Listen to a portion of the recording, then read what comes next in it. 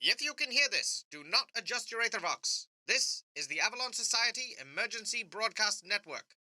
You're listening to a recount of the real events surrounding the catastrophe which occurred in the city of London at the end of May 1907. Our crew of fated characters continue their quest out of London, seeking an airborne dirigible prototype possessed by Professor Scarpati and sequestered away in a secret warehouse. However, the Machiavellian old man has sequestered more than secrets in his vault. As companions, Ludovica, Hortensia, and Edward search the scene for signs of the aberrant apparatus, Billum, Scarpati's gremlin ward, has begun to explore the warehouse on his own. However, lured away by what he thought was his fellow gremlin colleague La Rouge, a twist of fate has found Billum possessed by a wicked beast of woe, a dastardly fiend called Delirium, who has a score to settle with Scarpati.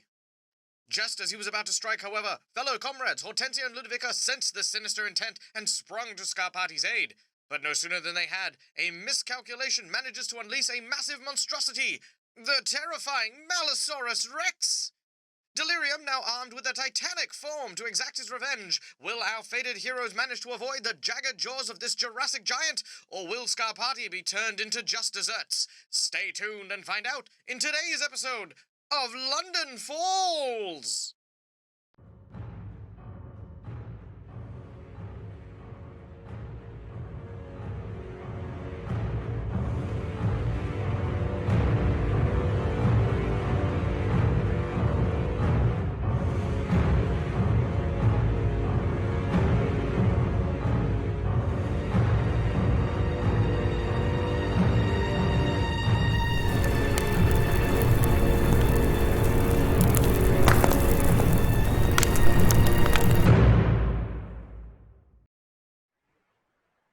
G'day guys and welcome. My name is Michael and I am the Dead Aussie Gamer, and welcome to Through the Breach Avalon Society London Falls, our adventure which follows the tale of these intrepid heroes as they journey through the streets of London trying to avoid sheer and unbridled chaos and catastrophe. Now, before we get started, I want to prefix this game with my internet is deciding to have gremlins running around and doing tech work in it, which of course means it's a little bit unstable. So I do apologize if there are any interruptions to the game thus far, but I'm sure that my very talented cast of people will keep you entertained while I quickly beat some sense into them. Speaking, of course, of my talented cast, let me do a round of introductions, telling you about these wonderful people and, of course, the individuals that they will be playing. Starting, of course, with none other than let's start in a little different order from today. Anthony, tell us about yourself and the character you're going to be playing today. Well, I'm Anthony, as you said, otherwise known as Vegemite Dangerous. I run the channel Roll for Damage, where we play lots of D&D and other TTRPGs here on Twitch. I play Billum, who finds it very offensive that you're saying that I'm causing your internet problems because I'm a gremlin. Are you the only gremlin? I'm a gremlin. I'm not an internet gremlin, but I'm a gremlin. All right, fair enough. Well, you know what? You can go talk to your mates in my damn router and get them to sort their shit out. Okay? Yes. How can I help you? Listen, I am not part of IT. You'll need to talk to these South Africans. And of course, speaking of South Africans, moving swiftly along in no particular order, Guy from How to Be a Great Game Master. Tell us, oh great Game Master, how are you? How are you feeling today? In no particular order. All of the other South Africans in the stream are going to have a chat, are they? Oh yeah, exactly. Yeah, that's it. I was just kind of working my way through all the South Africans from my favorite to my least favorite.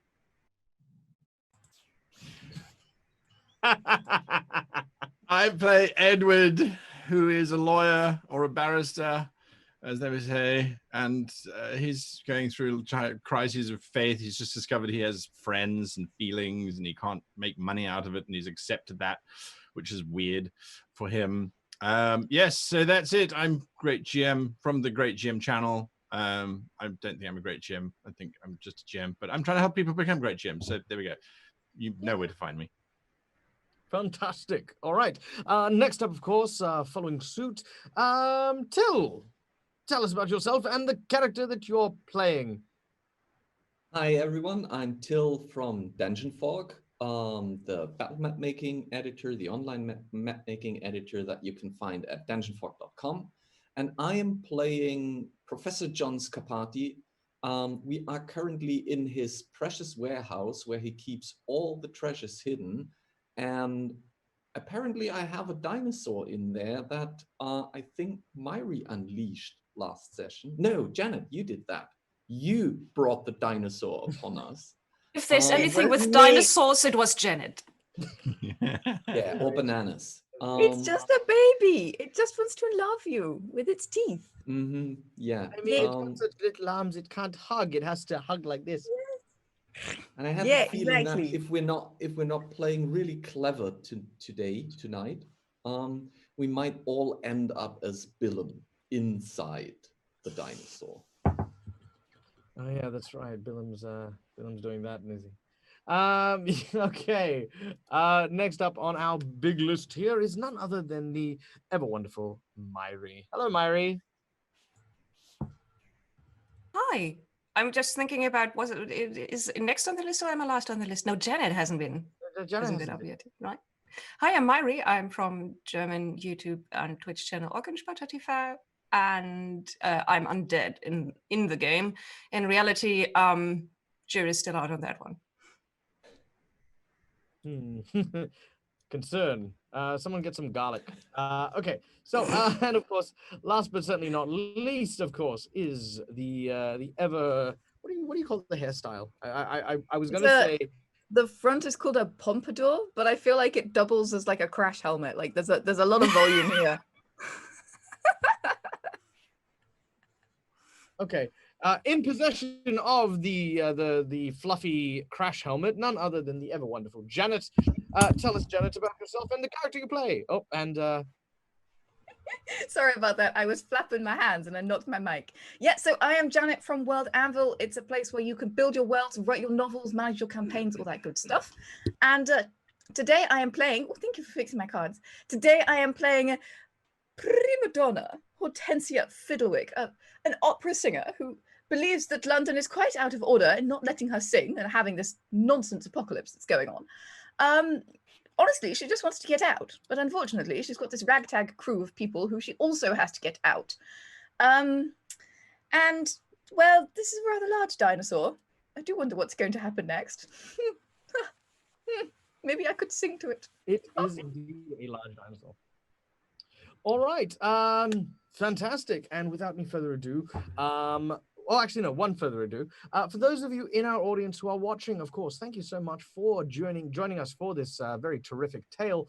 And if you guys would like to be a part of the action today, I would like to offer you a couple of ways you can do so. For the low price of $10, which goes to supporting not only our cast, but hidden away behind the closed doors is the infamous editor.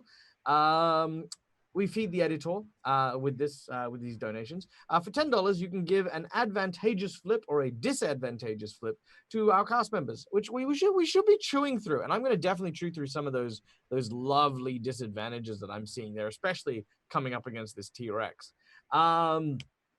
And for the price of $25, you can generate a random plot twist, which of course will be implemented as soon as convenient, which can change the course of the game, give some good stuff, give some bad stuff. And as some of you may notice, underneath the Through the Breach logo, you can see right there is our boss monster bar. Every time this bar fills up and reaches $100, we drop something big, mean, and nasty on our group. Which ironically has happened every week for the last 3 weeks, thanks to none other than BJ Varo, which thank you so much again for your love and donations. They definitely go a long way to helping make sure that we can keep doing this sort of stuff and of course punish our players. Not punish. This is fun. This is great. Speaking of, this giant cacophonic roar from this titanic tyrannosaur echoes around this large warehouse. The shelves shudder as the aisles themselves, once seeming so wide and so vast in this rather large expanse, seem to close as this colossal form begins to step forward. How did you beat this last time, Professor? Well, I fed it and I tricked it to trap it. It was a little bit smaller back then. Not very helpful. But step one first. Whom do we feed to it? And who has the trap? I kind of feel we are the trap, and we've sprung it. I agree. I'm sorry. I'm out of ideas here. If we work together, we might lure it back, and maybe our beloved prima donna could conjure the box it was in back around that monster. I would like to point out that I'm currently climbing boxes. Michael, you are muted. That prima donna? I'm afraid, yes, I meant her.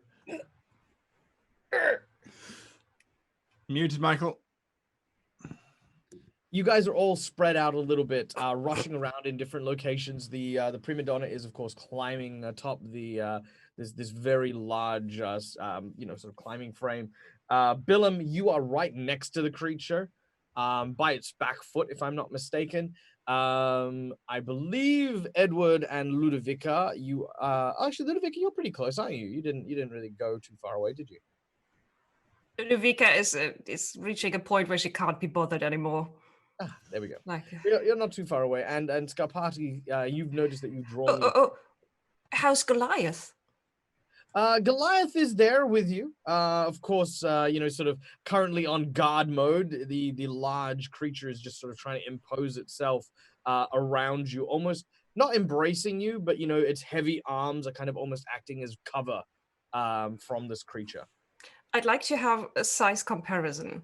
Could the Malifaux Rex kind of snack Goliath whole? So I'm thinking about doing the Billum just scaled up times 10.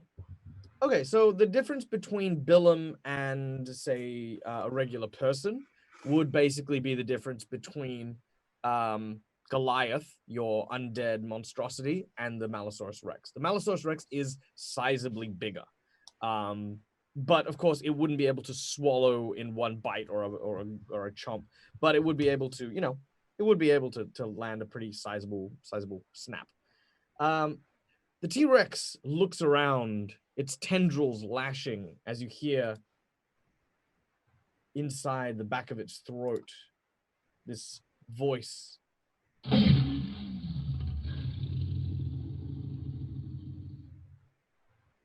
Start to, as it sort of looks around and sees Professor Scarpati nearby. As it does so, its eyes fixate on his form, and almost this smile creeps across its face, an almost intelligent glint in its eye, as you recall the spirit of delirium, one of the creatures that Scarpati had managed to seal in a box, has possessed the Malisaurus.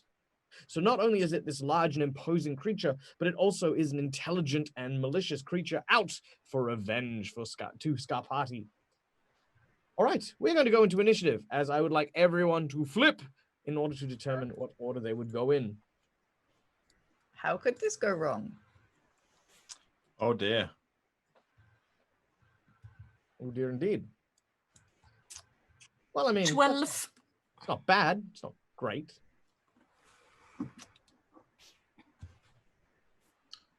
12 as well. Okay. Got the red Joker. Well, okay. So red Joker. So what is your what are your initiatives, ladies and gentlemen, if you'd be so kind? Starting with Ludovica. I'm surprised. There's someone with what's your initiative? Okay, 12. 12? Okay, 12. As I said before. Okay, Billum?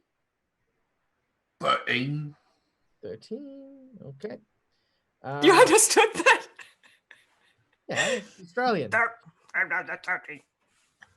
I love the Billum voice, but sometimes I really have to. My brain has to catch up, and a few seconds later, I maybe understand what he's been saying. I apologize if I sound somewhat like the monsters from Mars Attacks.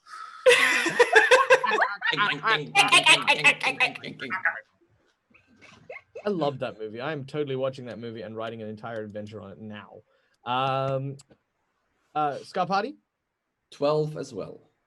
Okay. Who's got the higher initiative between Ludovica and Scarpati? I have a 0. Ludovica? I think Ludovica has the higher initiative in comparison to me. My initiative thingy is 5. Oh yeah, Yeah. Easy. Well, All right. Edward. 15, because I got the red joker. Splendid. Oh yeah. Hortensia. 7. 7. 7. All right. And Is there everyone trying to say the numbers? Yeah, We're just saying helping. to confuse you now. That's in a it. very confusing way. 7. Oh, that's okay. Just wait. Oh, nice. Wait for the Kiwis to get in. Well, That was German. Yeah, it's that and der Hille Rache kocht in meinem Herzen. This is the German that I know. Tod und Verzweiflung. Yeah. Verzweiflung, incidentally, the hardest word to sing that I have ever come across. You're welcome, Verzweiflung. the German language. Yeah, thank. Yes. Thank. Who wrote opera in this language? You know what? honestly? They could be completely lying to me. They could be insulting me to my face. I'd never know. All right. Hortensia, what's your initiative bonus? 2. 2. Oh, very well. Then I we will go believe. dead last, directly following the Malifaux. I don't like that phrase, dead last. Dead last is not a nice phrase to use when there's a large That's okay. dinosaur in the room. I'll leave you to chew on the phrase. Thank. And we leave the Malisaurus to chew on the rest. Exactly. All right, Edward, you're up first. You are currently making your way down one of the nearby pathways. It's a creature, and inside of it is a strange creature that seems to want to cause us to go mad. In which case, I shall beat it to the post. There's lots of crates in this warehouse, right? So many crates. Excellent. Beasts usually hate fire. So I pull my coat off and I pull out my I don't have a lighter, damn it. I never took up the vogue of smoking. Does anyone have fire? Fire will cause this beast to run in terror. Doesn't that normally work on tigers? Well, it should work on this thing as well. I don't have any fire. So I jump onto a crate and I start clucking. Clucking. Clucking. Are you clucking mad? Here, dinosaur. Come on, come and eat the big chicken. I start running around, hoping my bright white shirt without my black jacket on is going to attract its attention. I have no idea how to fight this thing. It's all up to you, folks. Come on, Professor, do your thing.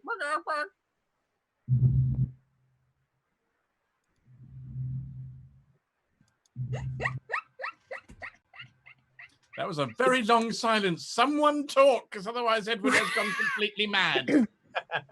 All right. I mean, yes.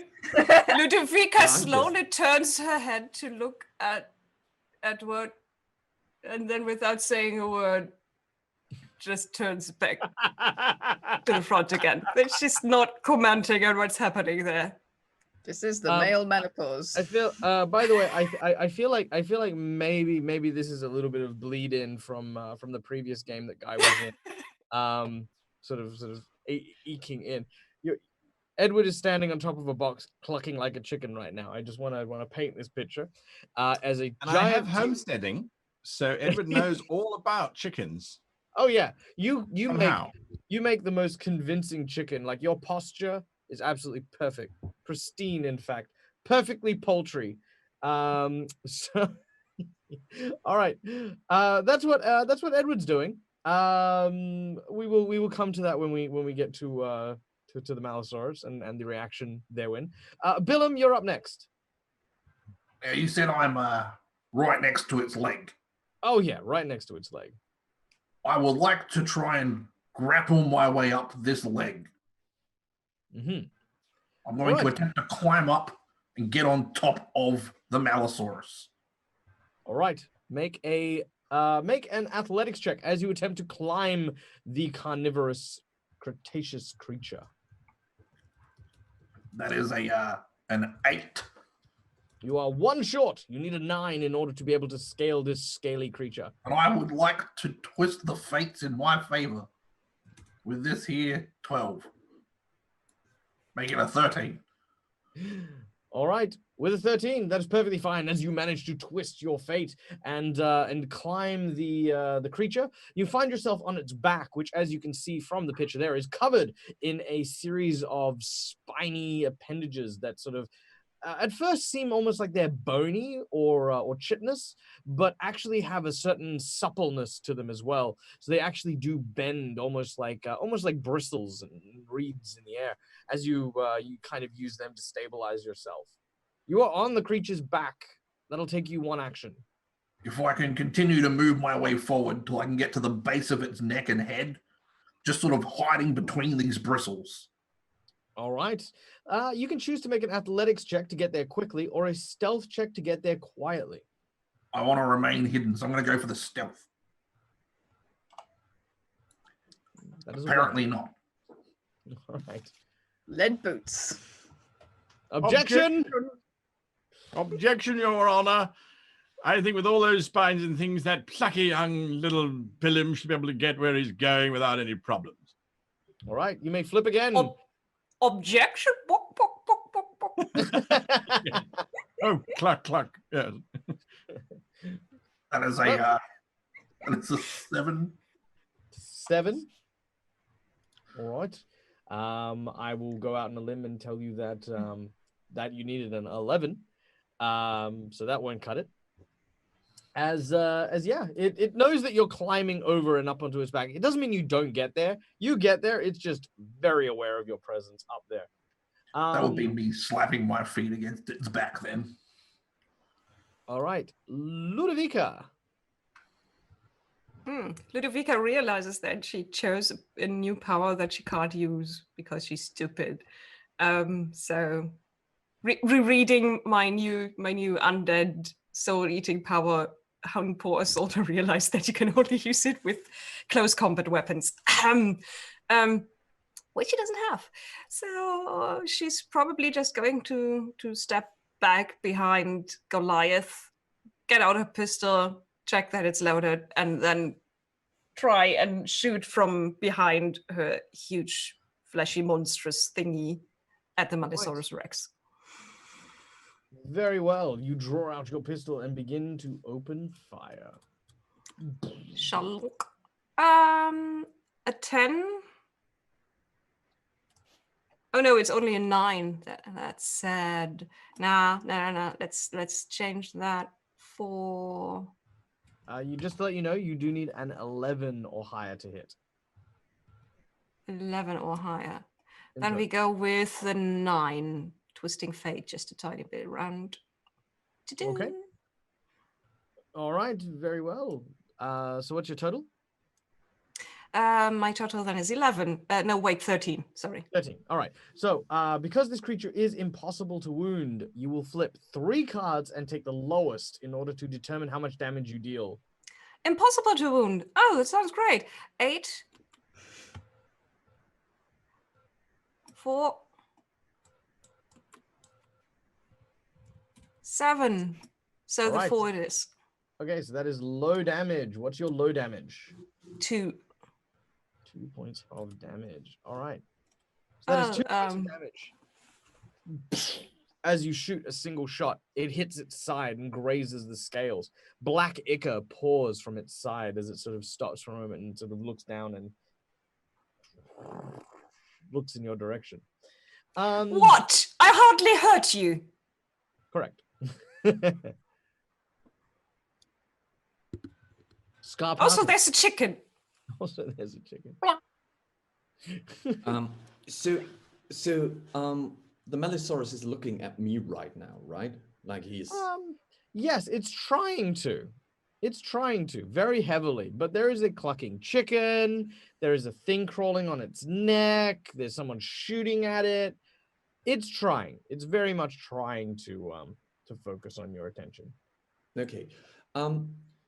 We are in the C row of the warehouse, right? Where we were at, I think it was C643F where the dinosaur was in. Correct.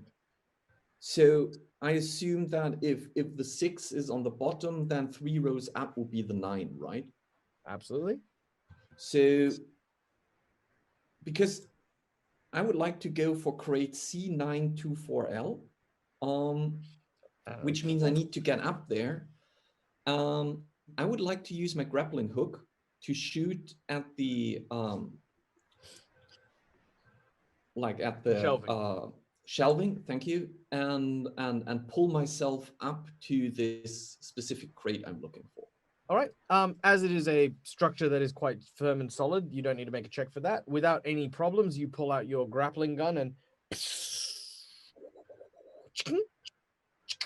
it locks in, and you pull yourself up onto the landing. What was the crate number again?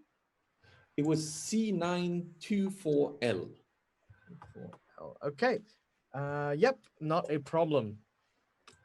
Okay. You are in front of the crate. Now, keeping in mind that you are currently at about eye level to the to the Malisaurus Rex. You're a little bit further away from it now, but it is definitely like much more dangerous in that. Yeah, I assume opening the crate and climbing up a little bit more is out of my action. Correct. You'll be able to open the crate or try and maybe hide behind it, but that'll be it. Yeah, I think I will try to hide behind it for this round, opening it next round. All right, you duck behind it, gaining cover. Now, as the creature turns, man, who to attack? You guys are all so distracting. All right. I think of all of this. He's very angry at Scarpati, but you've taken cover. As long as you're not running, he doesn't do anything because he technically can't see you because he's a T-Rex, and that's what I'm ruling. Billum, you're on the back of its neck. He also can't see you. Ludovica, you are behind the giant creature, which again, he could kind of wrestle, but at the same time, there is, of course, Edward, looking like a chicken. It makes its decision. You watch as it sort of starts to move towards you. I don't know if you guys can hear this, but we can hear it.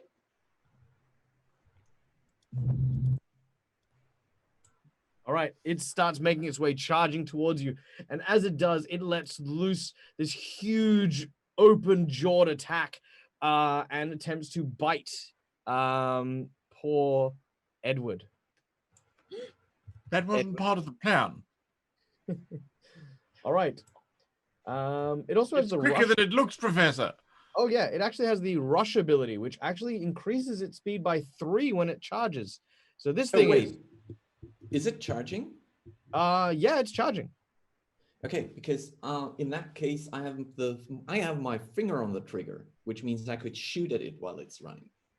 Yeah, 100%.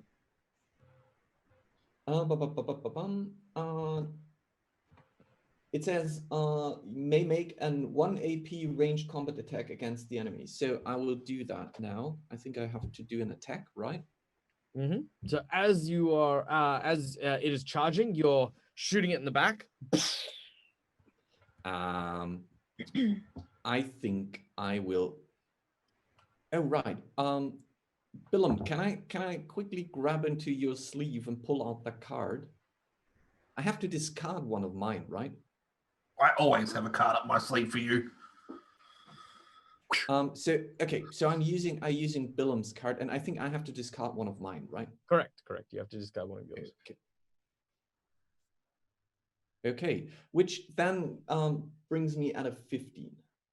A 15? All right, very well. With a 15, with that card being spent, you will hit with a negative flip. Impossible to wound. Flip 3 and take the lowest as you shoot it in the back. Well, at least we're going through the deck quickly. Oh, that's very quick. Oops.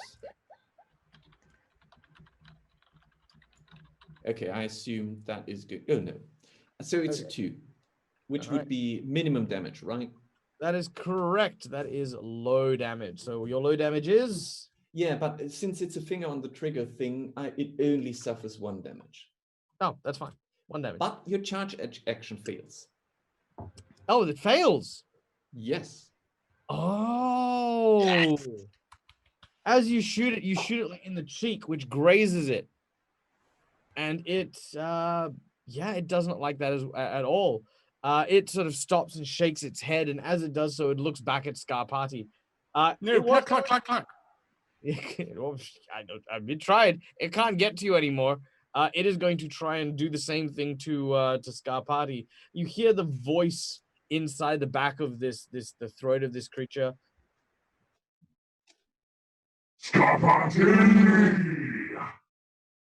Oh no, I remember that voice. It will now turn and try to bite you as it... Now it looks like it's probably going to rip down the like maybe 2 or 3 of these different shelves. I need you to make me a defensive duel. Now to avoid the attack entirely, you will need to make a this is a you need a 13 to avoid the attack. We will see. Well, yep. Oh, and you get a negative flip.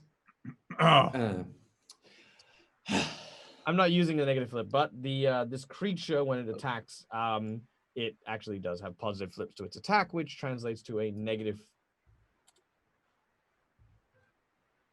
Okay, still not so bad, but I'm afraid I'm not making it. You said it was a defensive duel, which brings me at a 9. A 9. Okay, with it. So with the 9, that is a negative flip. As it opens its mouth, rather than biting you, a series of these lashing tentacles lash out and try to sort of smack and grab at you. It gets a negative flip on its damage, which, yes, thank you.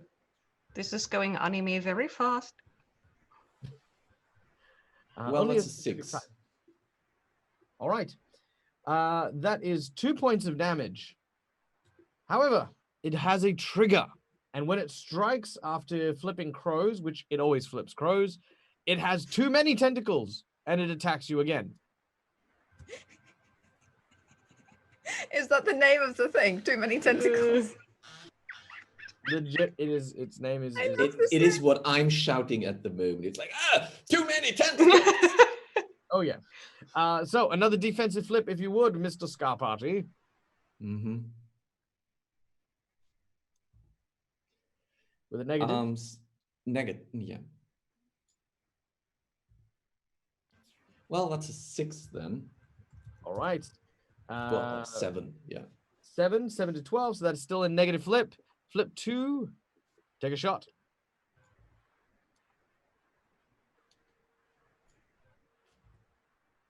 So that's low damage. Black Joker, your cover is in the way and stops it from being able to mlem you.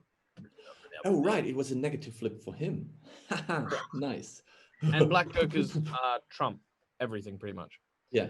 All right, that is all the Malisaurus is able to do as it frantically tries, almost like a dog, sort of ruffling through like a shelf of food, trying to get at Scarpati, who's ducking and hiding behind the crate. for those of you who kind of can imagine this, its mouth actually can't see directly in front of it too well. So every time it needs to get a view of him, it needs to come side on and then adjust to kind of have the tentacles try and reach out to him. So he's being able to avoid much of these lashing tentacles. Hortensia, it is your turn. Yes. Imagine the scene before me. I'm now on top of the crates. There's a giant dinosaur with tentacles in its face. Scarpati is being ravaged and is ducking. Montague is chickening for some reason. One could only assume that Billum is trying to get inside the dinosaur, although he appears to be going through the front entrance, which is usually death rather than explosion. And yes, Ludovica doesn't seem to be having much luck either. So as this scene plays out in front of Hortensia, she could think of only one thing. She has the sun necklace. She has the necklace from the Museum of London. Mm-hmm. And having looked at it, she knows that there is a teleportation spell inside. So she, having never done this before, is going to try to teleport the Mallosaurus Rex away. All right. Define away. Well, keeping in mind, for this particular device, the further away, the higher the check you'll need. Oh. Okay, well, what if we just teleported it to the bottom of Primrose Hill, where it's still flooded and it's full of evil creatures that want to eat it? All right, yeah, that's not bad at all. That's not bad at all. All right. Not too far, full of threat. Right? Yeah, I like it. Yeah, try that. Try that. In fact, you don't really need to even take it to the bottom of Primrose Hill. You can just take it to where the water level is, because the current will take it the rest of the way. It's quite large. I don't really want to chance it, particularly as there's something intelligent inside. Oh, fair enough. All right. You take hold of the pendant, and as you do, it begins to glow with this eldritch red black kind of energy, like smoke pouring out of it. Billum, get off the dinosaur, darling! Get off the dinosaur! Dismount! Okay. Ken from up here.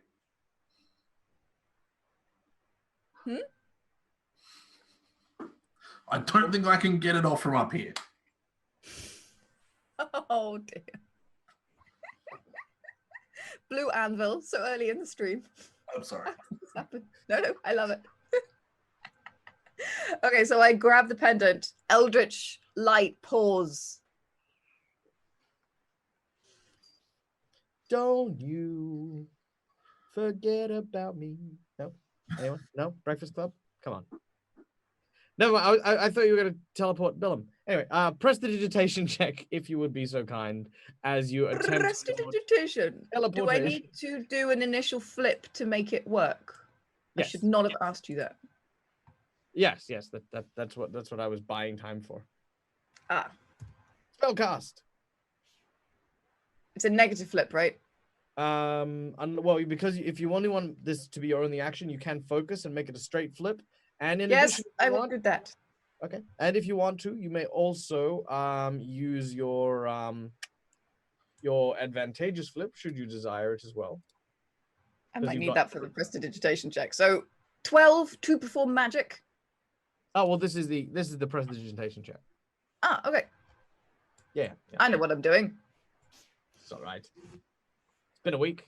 Okay. So what? What? I haven't used this pendant before. It's all new. It's all new. What's happening? All right. I don't know what's happening. What are we supposed to do with this pendant? Okay. So the teleport spell, as it were, requires a 10 of mask or higher. That's a 12 of masks plus 2. So that is a 14 of masks. In fact, you don't 14 of dinosaur disappearing. And it needs to beat that with a willpower, which it has a 13 on its willpower in some bullcrap miraculous nonsense. Can't we kind of like use our advantage kobold thingies to give Michael a disadvantage? We don't need you. Admit it. I've already lost. Okay, calm down. Oh, Okay, cool your jets. Okay. I am extremely down. I will not. prestigious. All right. So you place your hands together, and as you do so, this swirling energy appears underneath it as these tendrils rise up. You hear this sort of evil demonic voice from within going, What magic is this? No, no, I will not be denied again. I will not be. it disappears. You watch in the starlight outside the sky. You can see this huge creature suddenly splash.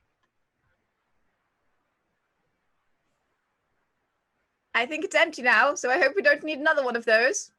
Darlings, are you okay? Billum, Billum. You look Billum? around. You do not see Billum. Oh. Clack.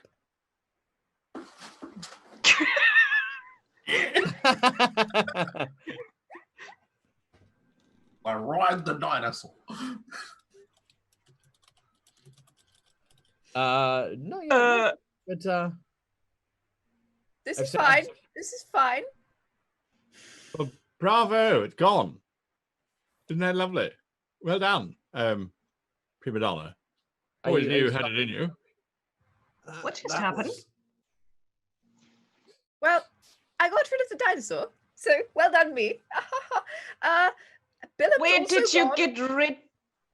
You got rid of it to where? Well, I think it should be down at the bottom of Primrose Hill, which gives us some time to find the dirigible, Professor. Where might that be now? Hurry, quickly. Yes, quickly. Yes. Yes. Scarpati, Yes. you know exactly where the dirigible is, and you look know. around for a moment. You also don't see Billum anywhere. Billum! You call out. There's an echo that resounds in the warehouse. Wait, wasn't he climbing the thing before? You did make sure that he wasn't on it when you made the dinosaur go away. Well, I told him to get off it. I was very clear. I'm Mhm. nothing if not loud and projecting. That's true too. Scarpati, what do you? What's your reaction to this? How do you feel?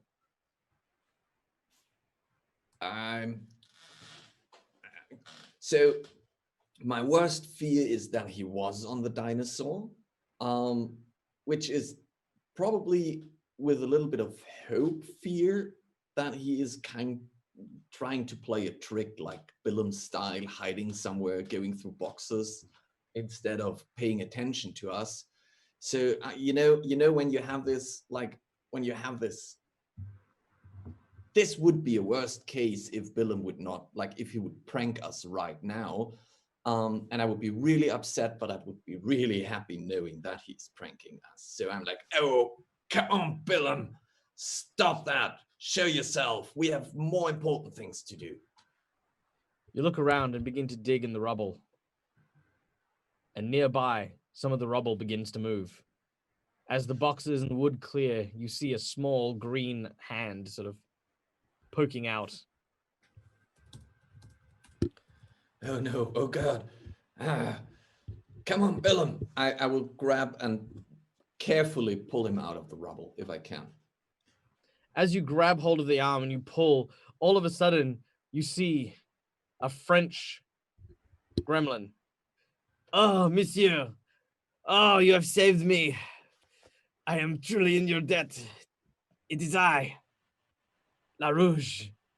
As he says that, I just drop him. And Ah! then I will start going through the rest of the rubble, hoping that Billum is there. And I would You say, I would continue. just, over the shoulder, I would say, "Oh, La Rouge, I don't know. Wait, no matter why you are here right now, help me find Billum." La Rouge goes, oui, oui, I will. He starts also digging around. He's like, I do not know, I cannot find him. Behind you, however, emerging from one of the nearby alcoves, you see Billum. A look of triumph on his face as he sort of steps out in front of everyone. Oh, thank goodness. Billum, darling, I thought I'd killed you, I grab him up and sort of mash him into my chest. Okay. Billum, darling, I'm going to kill you. And I will rush up and just try. Once Prima Donna lets go of him, I will like, don't you play tricks on us like that in such a situation. No tricks here. I took care of the dinosaur. It was all you, Yes, buddy. well, you and the teleportation spell. Well done, darling. I thought that was me. Have you ever caused a dinosaur to disappear before? No, but it could happen. I'm going to argue who got rid of the dinosaur as long as we got rid of the dinosaur. Can we please now find the dirigible? Yes, I would I'm also not like sure. to. I would also like to take the opportunity to point out to the lovely audience member who donated the dinosaur that this may not necessarily be the last time we see this particular individual. So don't worry, it's still quite alive. Yes, I was assuming Professor. it wouldn't. Oh, sorry, go for it, Prima No, Donna. go ahead, sweet wing. Professor, in this bizarre, uncatalogued collection of yours, I don't suppose you happen to have one of those newfangled American contraptions called Gatling gun, or perhaps a small portable cannonade, or hell, even an elephant gun or something that we might take with us on the dirigible. You should know, Edward, that my main interest is in procuring artifacts and well, cultural objects of history. I'm not a weapon collector. Well, what about a So, historical cannon or something? I might go through the catalog. The best I could offer would probably some prehistorical catapult or something like that. Well, wait a moment. If you have a prehistoric catapult, then perhaps you might have collected some of the shot. At the very least, we could drop things onto whatever it is that's down below. Well, we have a lot of old statues or relics lying around here that we could drop. Well, I don't think we want to destroy them. I mean, we don't have to go that far, but if there's some rubble, we could drop that, couldn't we? I'm sure we could, but I think first we need to set up the dirigible, right? The dirigible itself, as a prototype, is actually supposedly all ready to launch.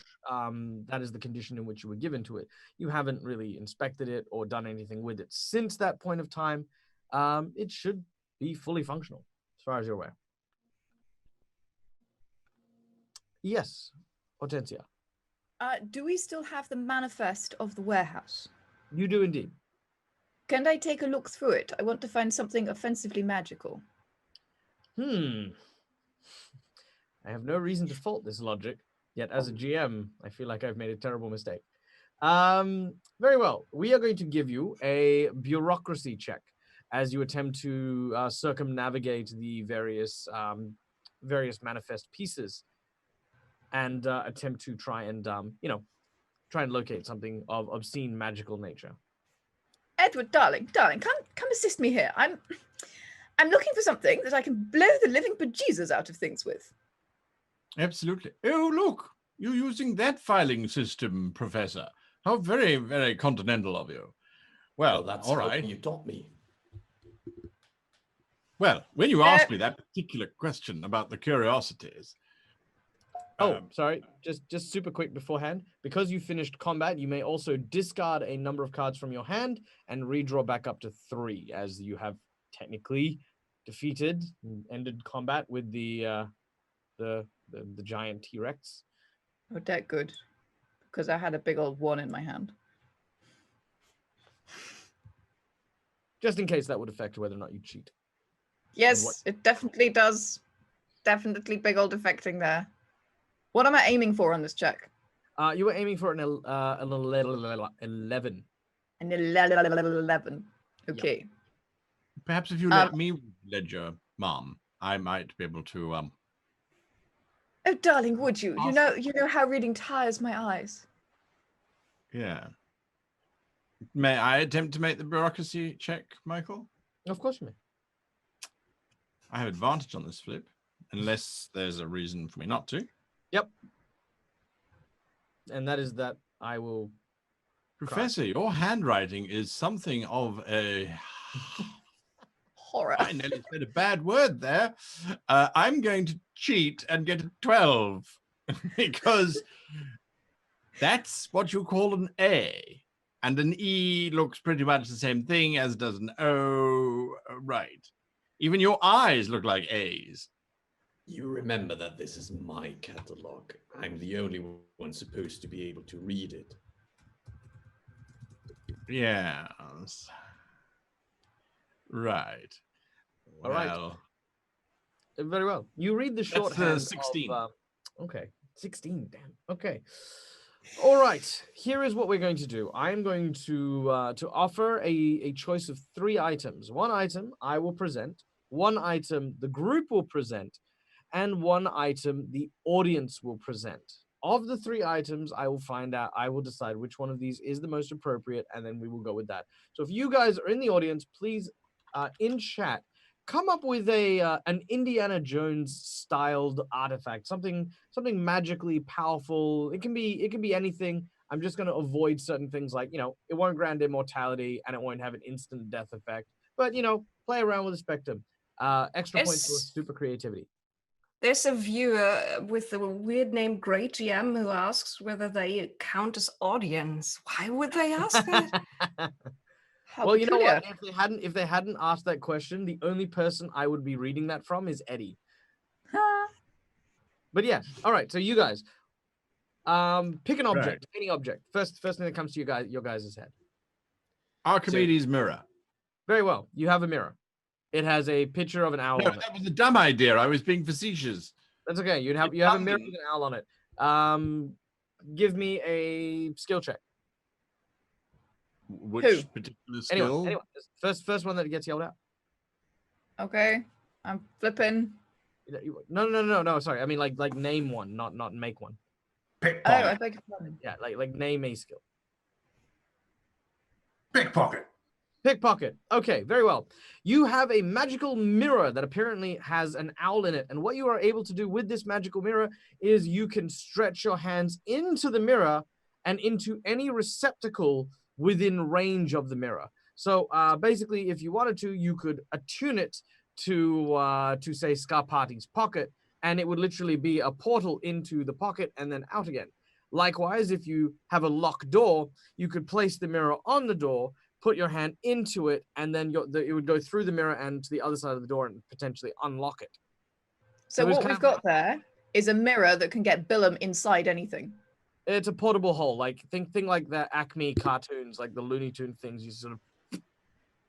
Is the mirror big enough to push Billum through? Yes, it is big enough for you all to crawl through. This would have been your chance to say no. You have to live with the consequences. Made the check. It's got to be useful. Okay, yeah. So here is my magic item. So that's the magic item that the players have put together. I don't mind that one. The second item is a pipe.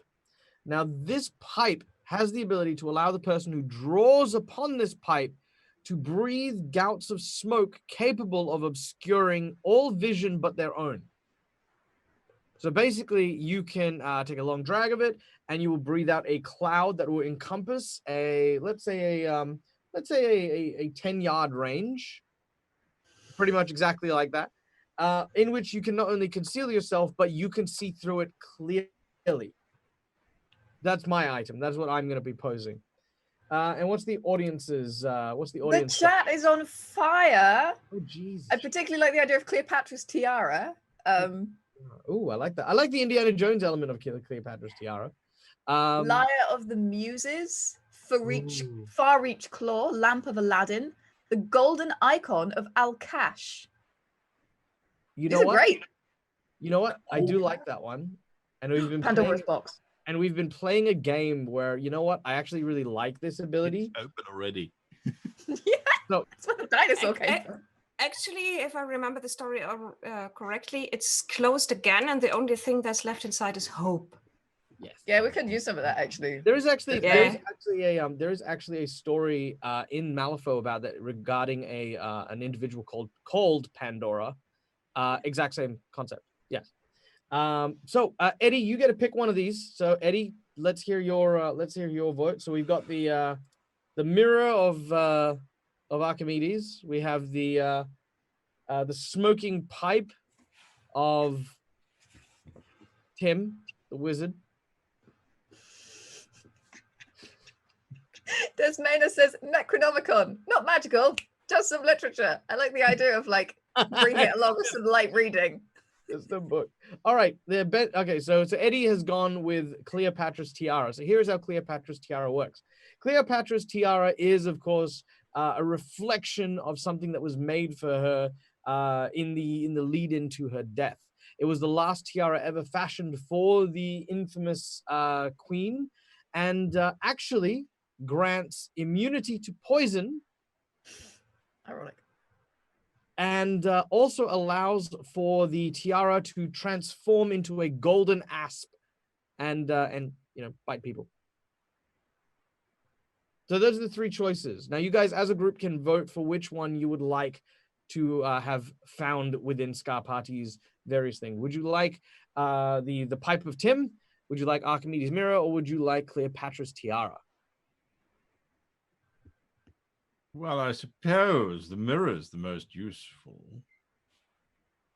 I would have to agree. The mirror is useful. Just for clarification, how big can the smoke get? Would it be able to cover the dirigible in full? Yes. Oh, from the front, yes. From the front, yes. It, like, for example, it wouldn't create a storm cloud entirely around it. Yeah, but I mean, if we would like to pretend to be a little puffy cloud flying through the air, you could. I mean, it'd be very thin, but yes, you could stretch it out to do that. Okay. Wait a moment. I'm sorry. I've just had a thought. Burning Man in the sky, isn't he? We have to destroy the portals by using a soul stone and channeling the power of the soul stone whilst it's in a construct, right? That will disrupt the portals.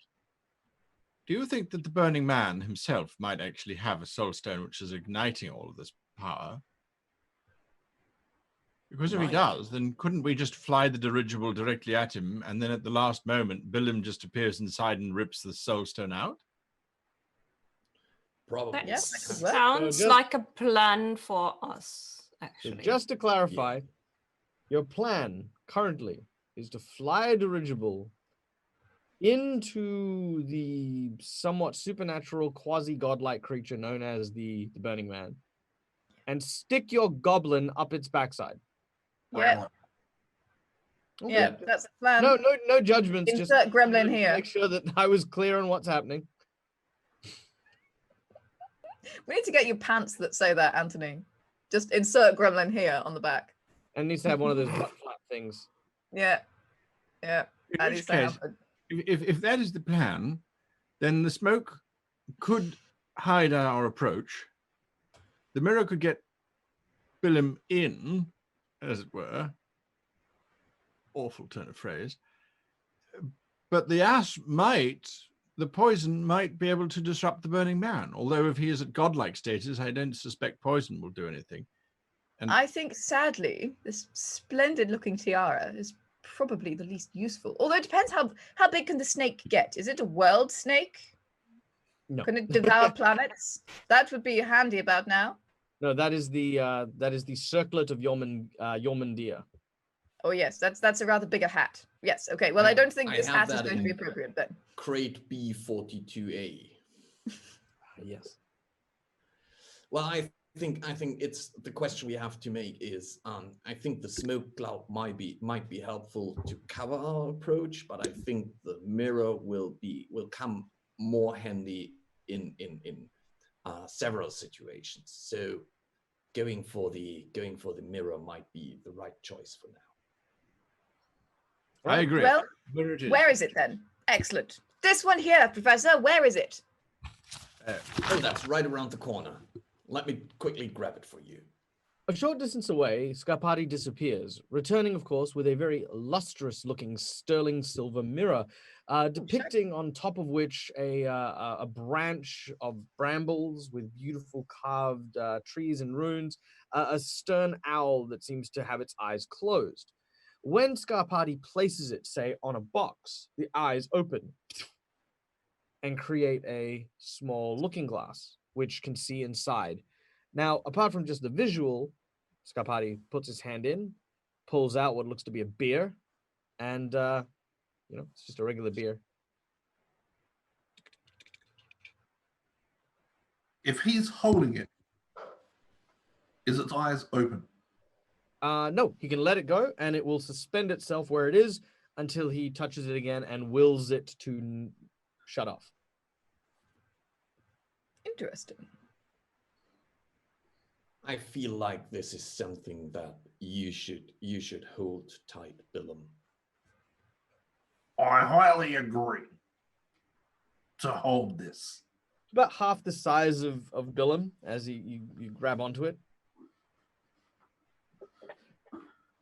You understand the ramifications of this object, Professor, are most profound. You could walk into a bank's vault with this sort of technology. Really? You mean I could take artifacts from museums where they are kept so I can put them in boxes in my warehouse? I've never had that thought before. Well, you certainly could do that, but of course, I mean, in your case, you would find them all over the world. So why would you want to go and take some dusty old ones from a museum, rather than going off an adventure and fighting off all of the... Oh, I see. Continue. I'd like to put this against Scarpati's back. Right. As you do so, it seems to show his top breast pocket, which appears to contain a very dear and special monogrammed pen. I was hoping for the heart, but that'll have to do. I'll grab the pen through Scarpati and pull the mirror back. Did you just wait, Billum? That pen is really dear to me. Could you? I mean, I know that you wanted to test the mirror, but can I? Joke's on you, Scarpati, and I'll smash the mirror on the ground. The mirror breaks into 100 pieces. As Billum sort of looks in the reflection, you notice that the reflection of the broken shards of mirror aren't, of course, your dearly beloved Billum, but this blue wriggling mass covered in these porcelain faceplates. You see Billum's face return to that big, wide, obscene grin. You son of a... I will... Yep. Yeah. No. Eddie, can we get a picture of Delirium up real quick as you watch the smoke billow out from Billum's eyes and nose, leaving him coughing and spluttering and weakened on the ground. This large mass roils together as these multiple masks begin to speak simultaneously. Now, I'm gonna try this. I haven't used this on voice mod before, so if it's too loud or anything, please tell me. It appears as though, Mr. Scarpati, that we have gotten the best of you yet again.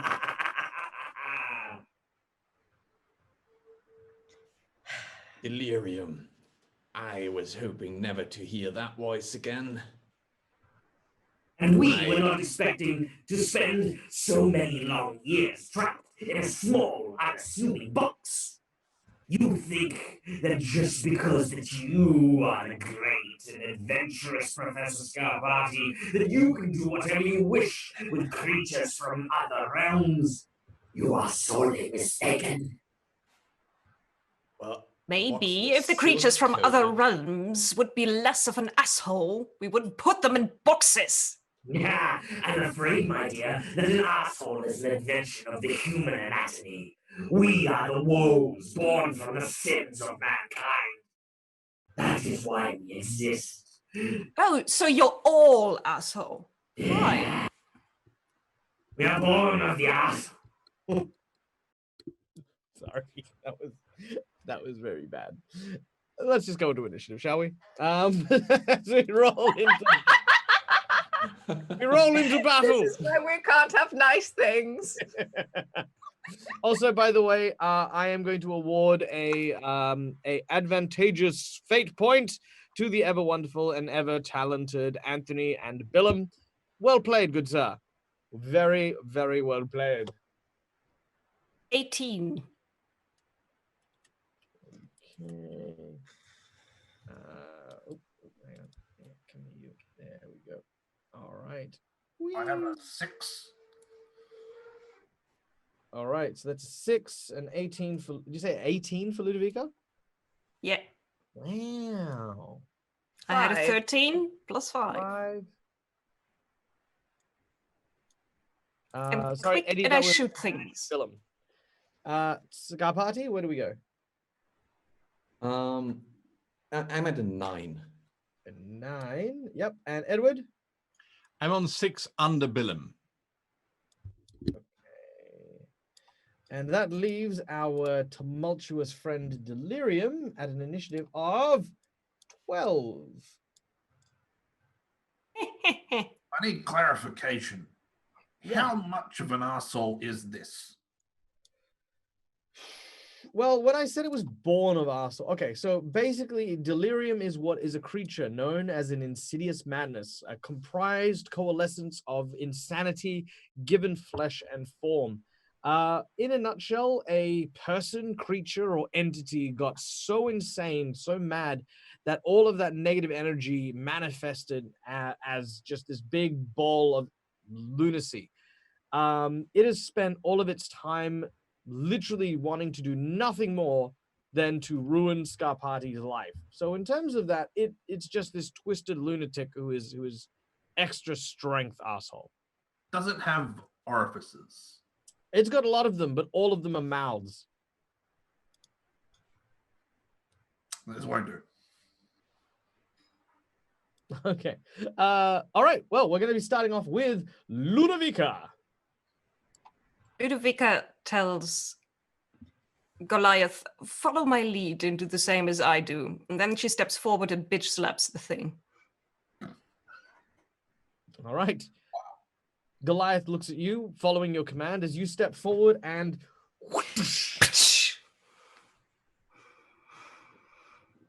All right, make your attack. It's probably not going to do anything when I do it because I'm a weak and frail thing.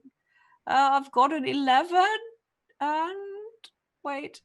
Plus your, you can use martial arts or pugilism, whichever would better suit you. Yeah, I don't have either.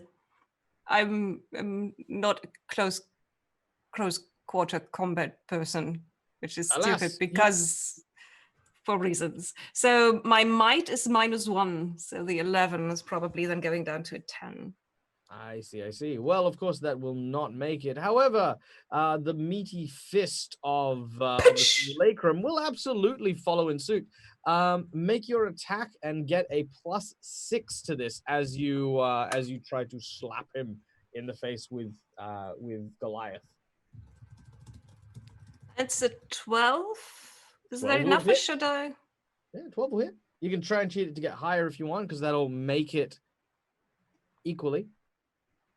So we could go up to an 18. Right. Okay, so an 18 beats it by 6. So that is a straight flip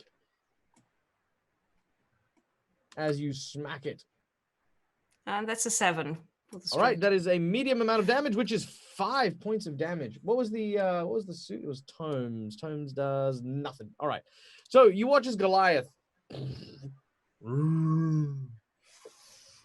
You hear this very audible, like for those of you who have ever played squash in like an auditorium and you've heard the sound of a squash ball being hit by a racket, that sound is literally the sound Goliath's fist makes as it slaps open palmed this massive creature. It takes, instead of 5 points of damage, will actually take 3 points of damage. Yes. Ludovica's attack didn't do anything, but she feels better. It just. Oh yeah. It's almost like it feels like Goliath is an extension of your body currently. That's how you kind of feeling. As the creature sort of reels from the attack, instead of sort of turning its neck back, you watch as it sort of almost reforms its mass as it sort of moves. It takes Disgusting. the time and looks at Ludovica, and you hear this the voice once again say, On the contrary, my dear, I say it's quite lovely. It opens its mouth, and as it does so, it draws an essence from Ludovica. Ludovica, I need you to make me a willpower duel.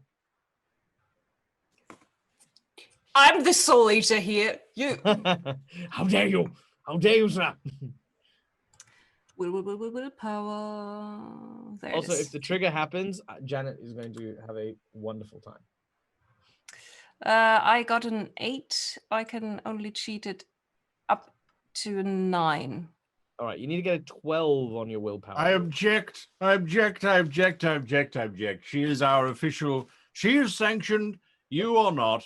I'm filing. I'm filing objection there. I got a 1. No. You've taken the whole deck. Oh no. That's okay. That's not how it works. Okay. That's okay. Yeah. All right. Try again. Okay. I'm trying again. Nope. Ah! Hang on. I got you. I just want 1 card. I got 1 card. Finally. Oh, look at that. It's a 12. So right. that's a 14. All right. With a 14. Thank you for the objection. For a moment, your face pulls off and starts transforming into a porcelain mask.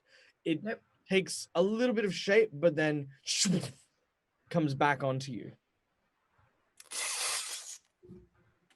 I worked hard for these souls. Don't you dare. You can keep your souls. It's your pretty face that I want to take. Oh, actually, if you just hit it right, you can take it off whole because this is all makeup, dear. Oh, you mean like this? It's then going to swing at you and try and pretty much do exactly as you say. As it's one of its tendrils sort of lashes out, it turns into a set of jaws that tries to clamp down on the side of your face. Make a willpower duel. Again. Oh yeah. That's 10. That's a 12. You succeed. And he's going to do it with his other arm. And another willpower duel, right? Yep. It gave me the whole stack again. This is awkward. That's a 10. All right, you need an 11. Oh, sorry, you need a 12 to pass. Yeah, I can't cheat that up. That being said, I believe Billum is putting something down and making a card up his sleeve, that big old 11, if you wanted to avoid it. No, it's fine. One out of 3 is allowed to hit me. Fair enough. All right. And we shouldn't spend all the resources just on Ludovica. All right. A negative flip is minimum damage on this creature, which is 3 points of damage. And you gain the following condition: repressed memories. Now, just real quick. Okay, so that was that. Okay, so repressed memories. Your initiative value is reduced by the value of your condition. So your initiative is dropped by 1 for the time being. Okay, down to 12. Yeah. Good. And that is, as I mentioned, 3 points of damage. All right. Delirium is done. Scarpati, it is your turn. Can you paint me the picture again? So Billum is engulfed by this creature, or is he the creature? Or so you are standing in the middle of the area, surrounded by the platform that the Mallisaurus Rex was on. As you look around, the debris from the broken boxes, the Mallisaur just moving around, its tail smashing some stuff, still lies around in pieces. You can see that surrounding you, of course, are your allies and comrades. Ludovica, having moved and approached the large mass that fell out of Billum and just sort of coalesced in front of him, just a couple yards away, still reasonably close to where Billum was. Ludovica and the golem both moved up to the creature and have both attacked it, and the creature has just sort of turned and lashed out at Ludovica in response. Okay, so do I get that right? That the creature is still connected to Billum somehow? No. So Billum is free of that creature. Correct. Yeah. Okay, sorry. Well, in that case, I mean, I can make it attached to him if you'd like. I mean, that's no. I was just just a little. It's a little marker on my sheet here. Are you sure? No. Yeah, Oh, I'm fine. oh, I'm fine. If you insist. The look on Anthony's face.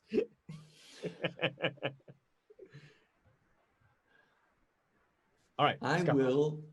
I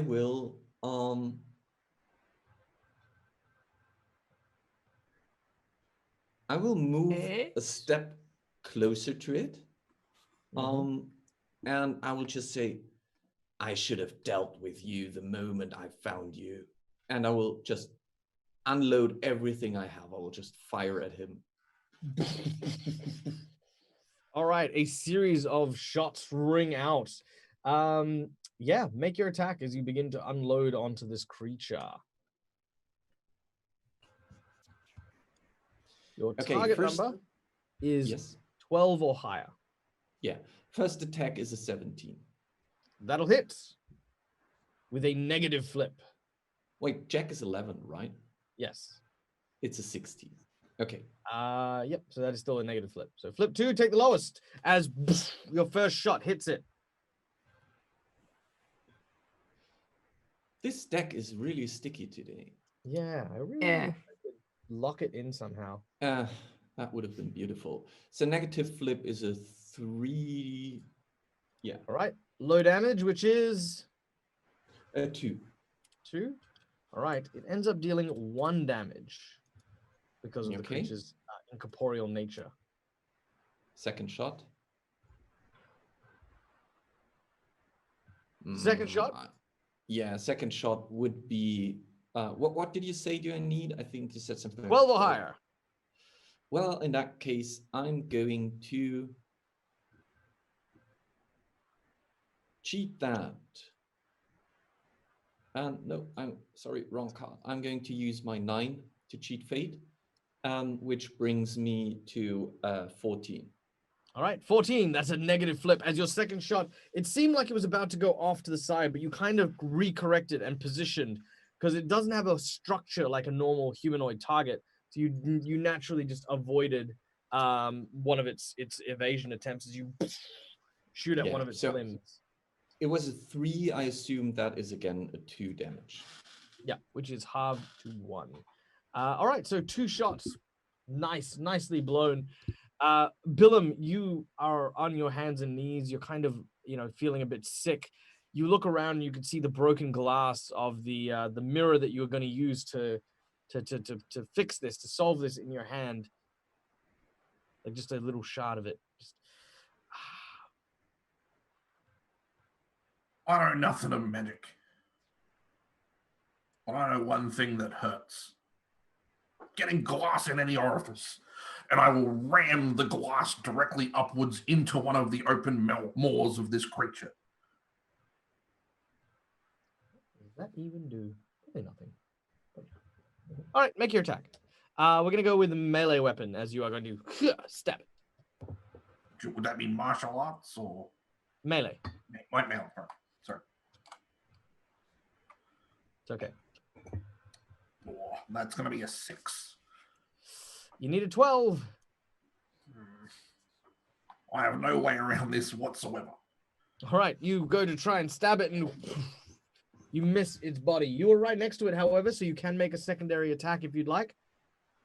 Well, if that's the case, I would like to try and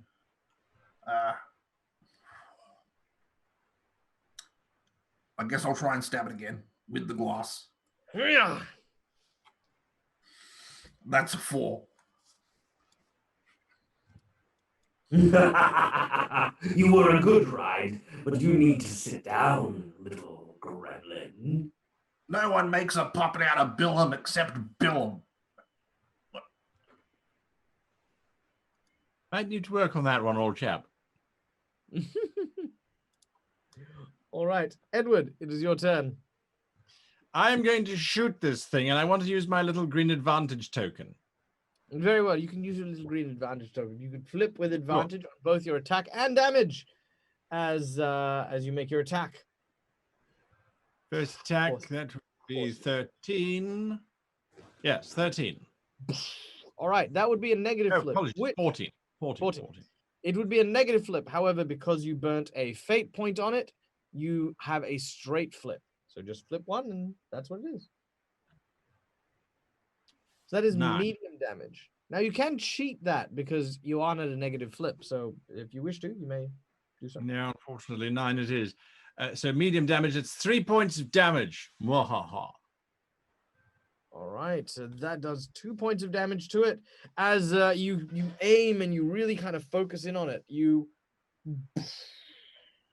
take the single shot, which goes into its body. It seems to be perforated with more holes. He looks at you and he says, Damn you, Scarpati! If I wasn't trapped in that stupid accursed box for so long, I would have been at my full power. Yeah, sure. I will just steal your faces, and then I will regain my true strength and once again strike out at you and the ones you love. Or you could go back in the box and we will not defeat you.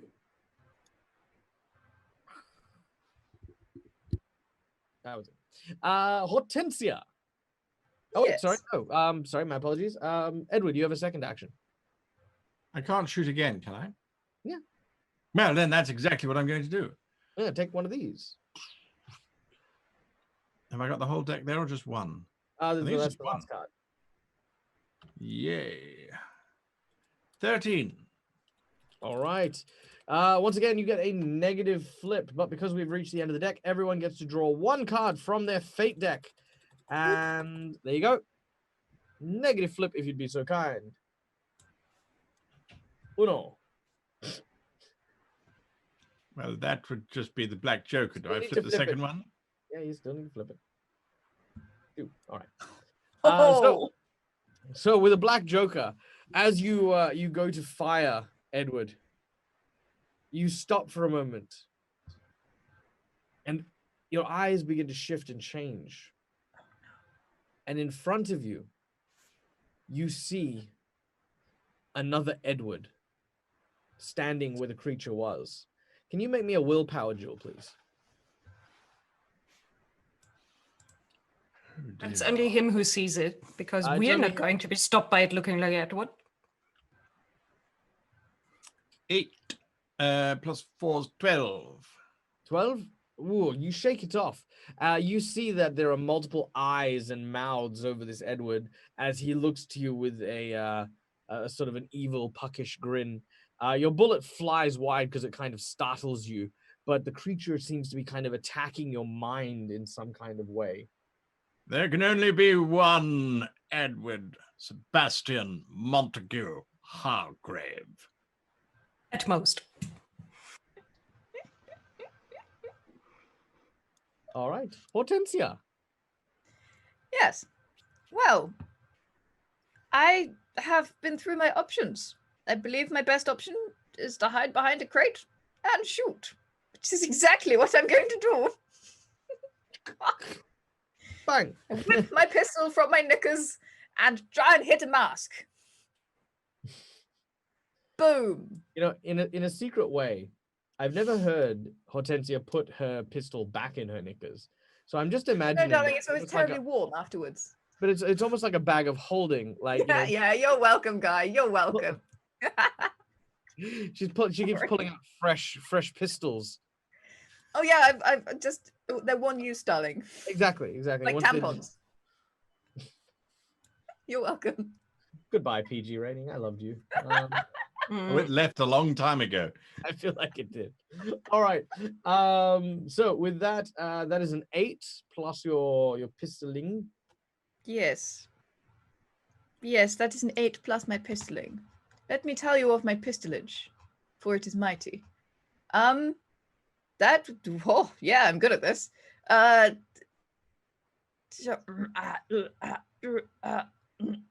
16. No, 15. What? Wow. Yeah, I put most of my skills in pistol. I put Yeah, pretty much everything in pistol because all I do is shoot things, talk to stuff, and then make things fair enough. disappear. All right. So that is a negative flip. So flip 2, take the lowest. I shall do that thing. Low damage. It's not excellent. So low damage is 2. 2 as you manage to shoot, and again, it is perforated. This thing is looking more like Swiss cheese than anything else. As it gets to the end of the round, Can I not shoot again? no, because you had to move to cover. Oh yeah, fair enough. As we get to the end of the round, I would like everyone in melee range of about roughly 2 to 3 yards. Anyone within that can please make me a willpower duel. So that would be Ludovica. I believe Billum. Scarpati, you're a bit away. Edward, you're a bit I was away. walking up to him, so I assumed that. Oh yeah, so then yes, you as well. I confess I did say I'm walking up to him as well. All right, very well, then you as well. All of those who have walked up to him. So basically only Hortensia who ran away and, well, didn't run away, but Boldly, bravely. All right, willpower duels. What did everyone get? 6. 3 in total. Can we cheat on this? You can absolutely cheat on this. I would absolutely like to cheat by discarding a card and using my jack here to make that a 14. You are fine. Scarpati, what did you get? 7. Nope. And Edward? 10. Also no. Okay. Ludovica, Scarpati, and Edward, you all gain the crazy condition.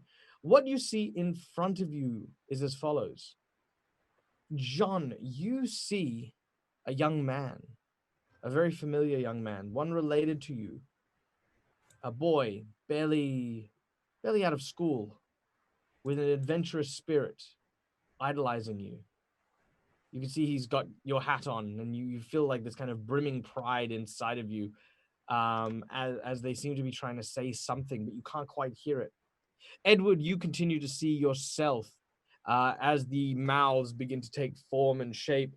You watch as it seems to be a two-faced version of you, almost like the Batman character. One part hideous, monstrous, with like this kind of melting facial features, and the other as you would see yourself.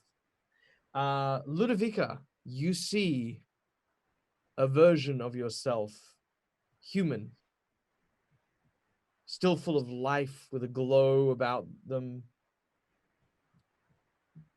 You watch as she seems to look at you, but her bones appear to be twisted and broken. Every joint seems to be knotted the wrong way, as if someone had put you through a rack almost. That is what you all see as you all gain the crazy condition 1. Now, the effect of this condition is that each of you guys will suffer a negative penalty equal to your crazy condition, to your mental statistics, and to your willpower. So anything that uses a mental statistic or willpower will suffer from that.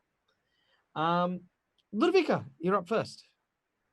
Ludovica stares at the thing for a moment, then she leans in even closer and hugs it and says, "Everything will get better."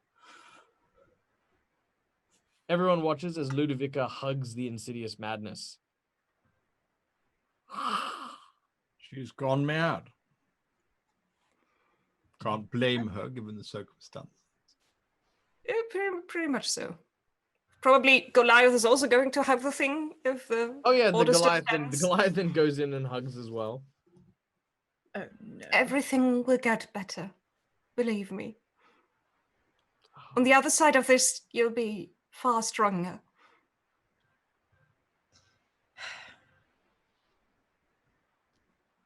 There's this Pressure's got to her. You guys all hear her say this. Does anyone say or call out anything? I've seen this in the opera house 100 times. The pressure gets to them. A good sharp slap usually does the trick. And then a second one for satisfaction. Somebody slap Ludovica, please. Goliath. I'm on it. Oh. Down, puppy. Goliath was about to slap Isn't this one of her head clean mystical things that she does? Look away, look away. I'm sure it's going to be gruesome. off. Okay. Well, if that's what Ludovica does, I mean, Ludovica, you can still have your second action if you want. Like, I'd say that, embracing this thing would be one action.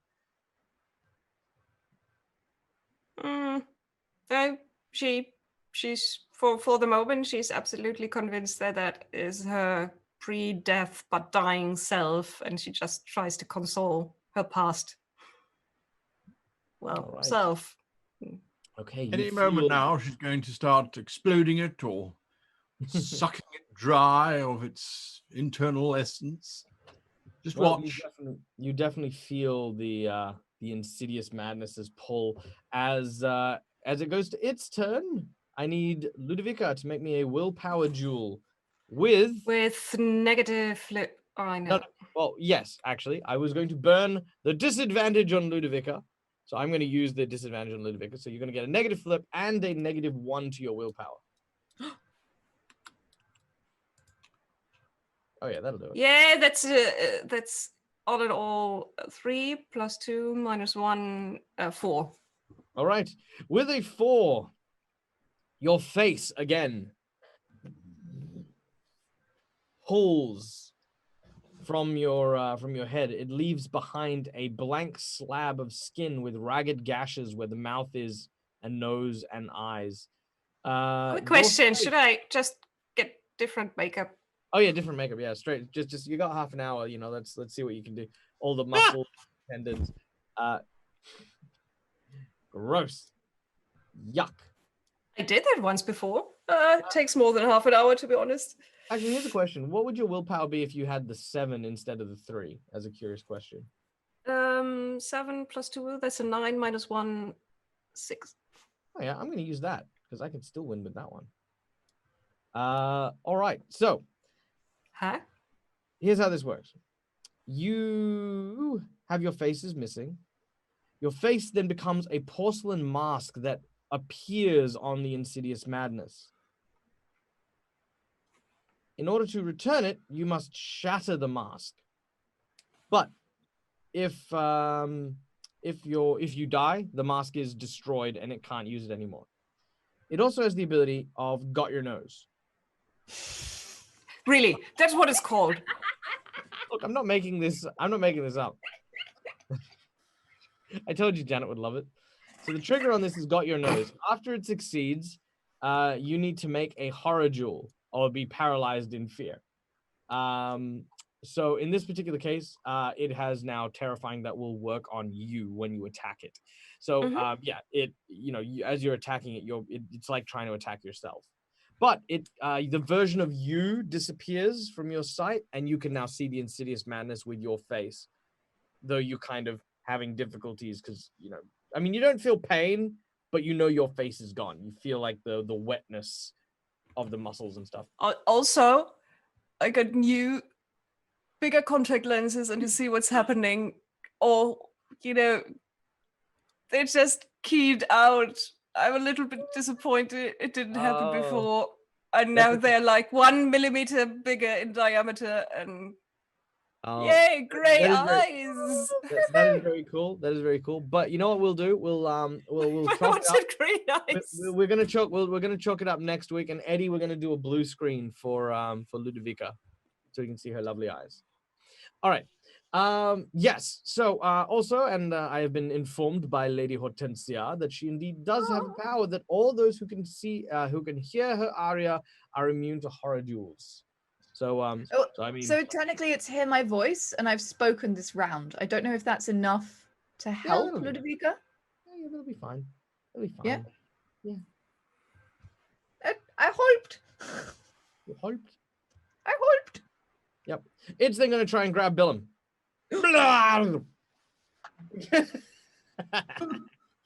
Oh, I love the look. I love that. Seriously, so half the time the only reason I attack Anthony is because I know he'll react and he'll be like, "What? What did I do?" I was minding my own business. No, you rammed yourself up the ass of at least 4 of my bad guys, okay? That's why you're getting this. All right. That's why they're all now wearing diapers. Yes. All of them are wearing metal bum Chastity flaps. belts. All right. 2 willpower jewels, if you would be so kind, as these jaws of gibbering mouths reach out and try to chomp on you. The first one is a 4. That will not do it, sir. You will need a 12 or higher to avoid it. Well, if that's the case, then I will cheat it with my my 13 there, which will make that a 15. That's the first one, though, right? Correct. Second one.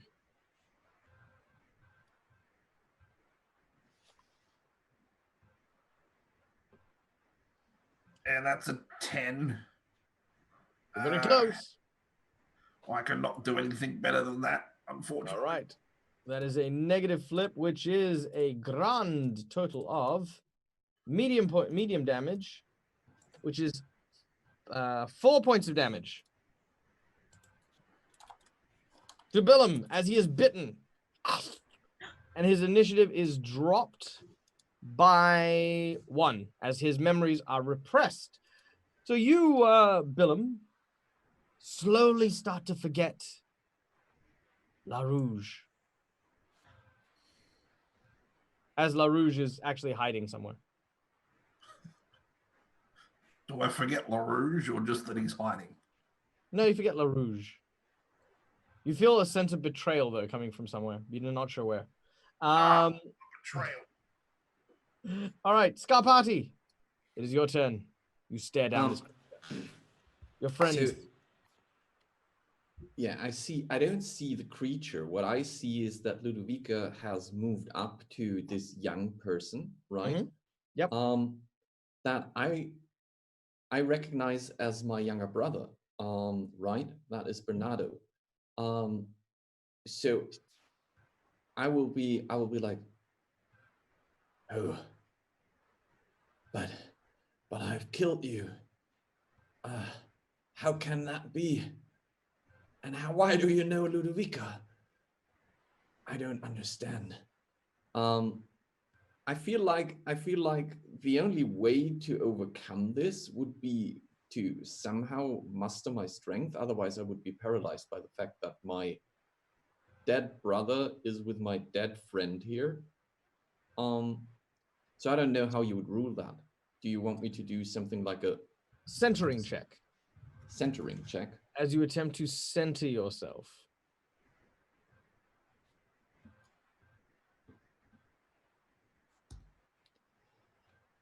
Come on, flip thingy. Oh my goodness. I think I made a pun in the chat so bad that Edward disappeared. Oh, did he? Yes. Oh my god. Edward, no. He's no, now been Edward. This is what it looks like inside the creature. Oh, there he is. Hello. Yeah, so I fade that. I do believe that I'm incapable of doing anything in this round. I'm just you can cheat it if you wish to. Well, or you can use one of your hero points. Yeah, well, you know what? I'm going to cheat that. I want to do something. I'm cheating it with a 12. Very well. All right. You see the visage of your younger brother.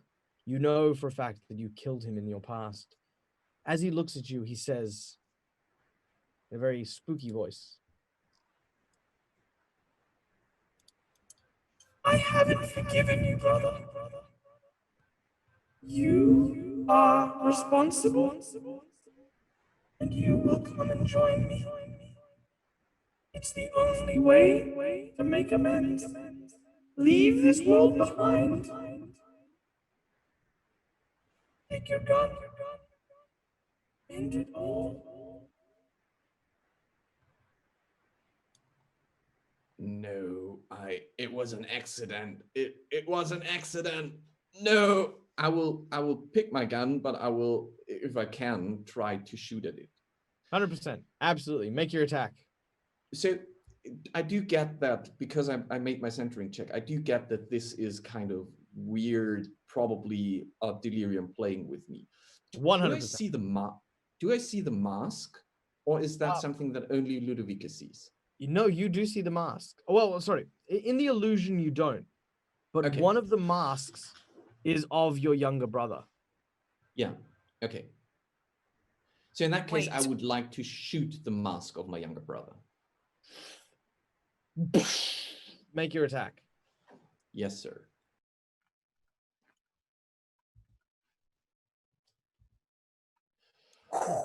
Well, that's nice. Very That is familiar. a 17 to hit.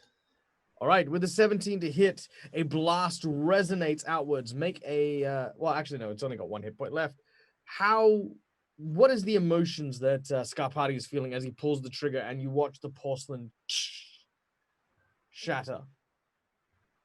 I feel absolutely outraged by the fact that this bastard took my younger brother to try to fool me, because that is my deepest guilt. And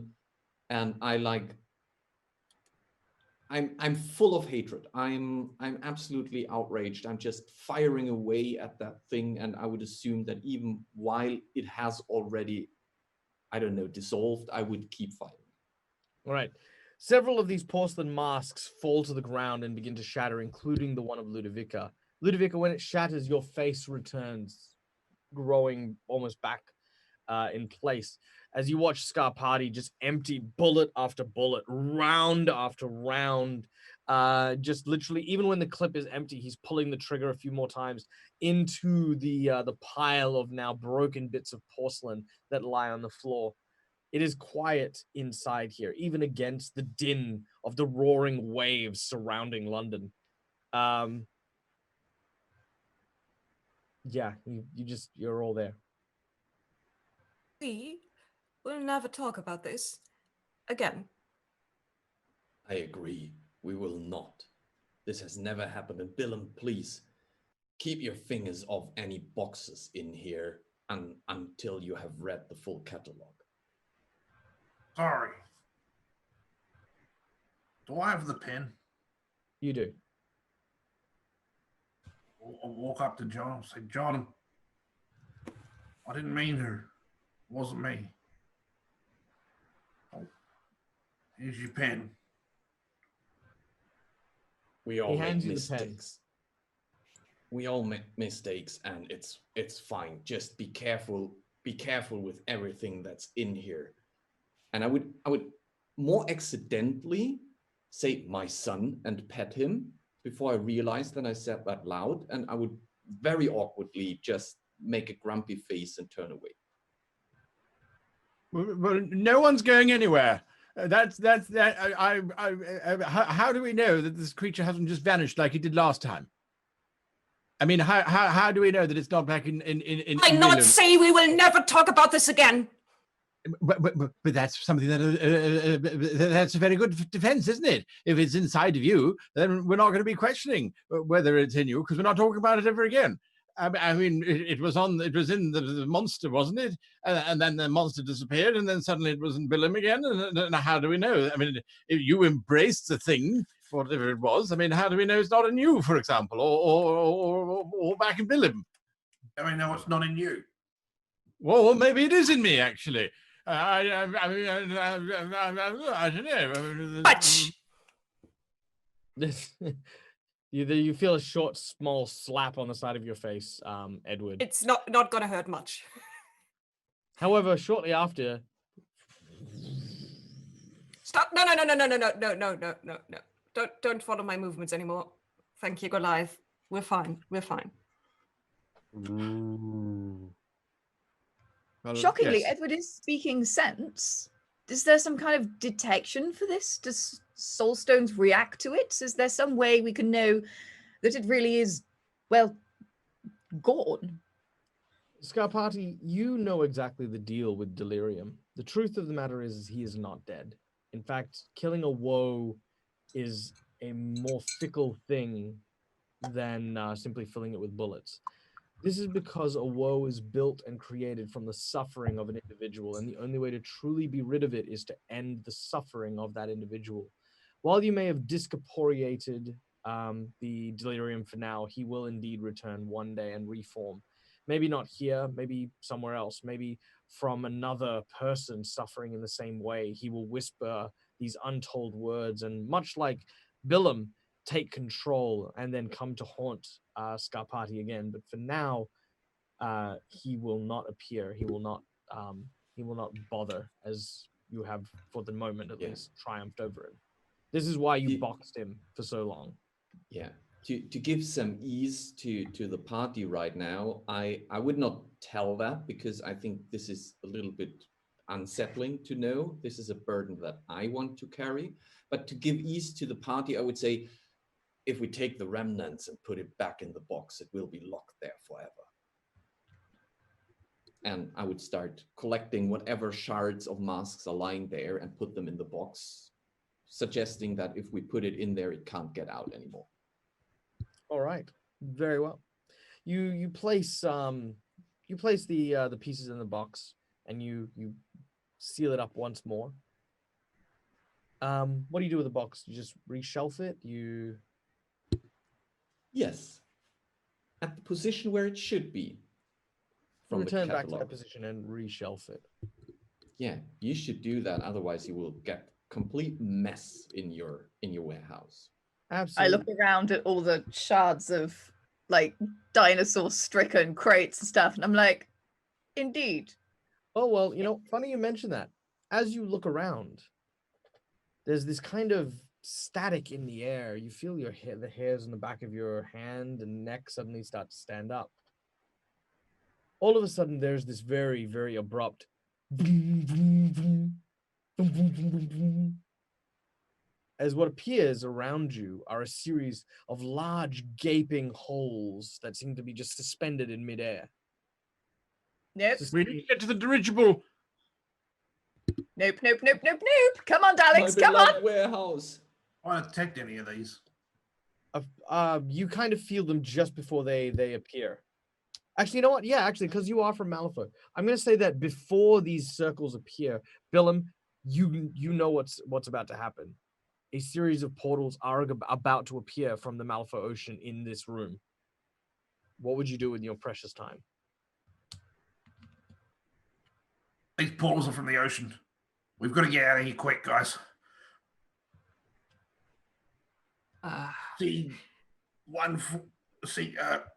What was the number? C798G, right over there. Right. I would like to rush this one as fast as I could, reading everything. I said that wrong. Reading everything I possibly could to find this box as fast as possible. Oh, you can definitely see it. As you have now made your way through most of it, most of this particular warehouse, you can actually see suspended from several large cables. Sort of it's sort of stuck on the roof and in the air is this huge box. Inside the box is, of course, the dirigible.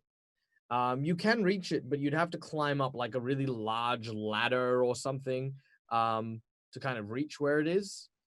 You wouldn't be able to get to it from the floor. Do we have to be outside to engage this thing, Professor? How does it get out from here? I think we have, if I remember, we have a roof, right? That we can open. Well, can't some of us open the roof while some of us activate this device? I will take care of the roof. Oh, the roof opens through a control which you have on, up near where it is. So moving to the dirigible will get you within reach of the access panel. Okay, perfect. All right. So sorry, Michael. No, by all means. We need to get up there. That's the thing. That's the point. Can we lower it down or do we need to climb up? Well, seeing as Billum didn't actually, he mentioned the portals are coming and, started rushing off in that direction. Suddenly you watch as near the entrance to where you've actually come down, all of a sudden these portals that appear suddenly start flooding the area with ice cold water. It begins to pour, creating this wave of water that careens towards you at an incredibly fast pace. Well, everyone get to the dirigible. Goliath! Speed now! Right, so I you're just climbed running- my big flesh thingy monster. Okay. The monster sort of lumbers. It's a lot slower than the rest of you, but you're all running. It is very quick and very apparent that this speed of the water coming towards you is just incredibly fast. There is a moment, however, as you are running, that Goliath stops for a moment and looks over his shoulder at the rising wave coming towards you. It's about now half the size of the shelving units that fill this warehouse. And with one big scoop, reaches down and grabs you. And as he does, he lifts you up onto the top of the scaffold as he is hit in the midsection and is toppled into the water. Yes. I would like to grab my necklace. I assume we're now hanging onto the side of the dirigible. Just the top of the shelves. You haven't reached the shelves. dirigible yet, but yeah, just the Okay. top of the shelves. As Dinghy, rubber dinghy. We need a dinghy. Come on, magic necklace. Dinghy now, please. All right, press the digitation as you attempt to conjure something to your location. Yes. This is the last juju I have from this thing, so I hope that we manage to save Goliath. Be good. That would be 9 plus prestidigitation. 2. I need a mask. You need a mask. A mask, you say? I do say. But 10 of masks. 10 of masks. Is that a mask? Is that a ram? Oh, goodness. The mask is the one that looks like bats. I have nary a mask. I have a toe. You could burn one of your fate points to get a double flip. Sorry, you need Yes, I have an advantage actually. You can use it. Yes, I'm going to use it. Oof. Well, actually, sorry. I apologize. I should have mentioned it beforehand. You don't need it to flip. You can use it to simply get the suit, which with a 9 you would have made. Okay, then yes, I shall do that. All right, very well. A dinghy appears. It looks to be a very, very formidable-looking Viking vessel, and along with it, you are presented on the top of your head with a Viking crown with horns on either side. Oh yeah. Oh well. Opera Viking Vikings. That's... Yes. Opera Vikings. I had to. It was obligatory. Sorry. Goliath, grab on.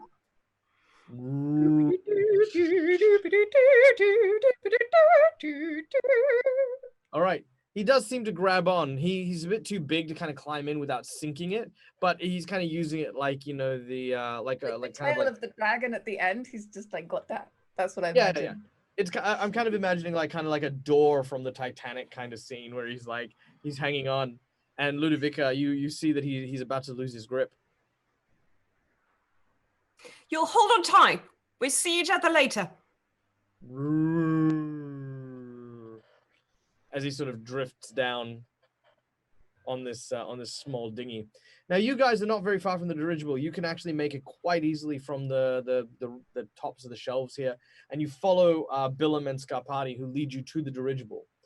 After a short sequence where you sort of pry open the fixed hinges to the doors of the crate, they fall into the water and sort of float away as the room is continuing to fill. And inside, what you see is a mechanical marvel. This incredibly large tank, I guess, that is suspended above the body of almost like a steamboat.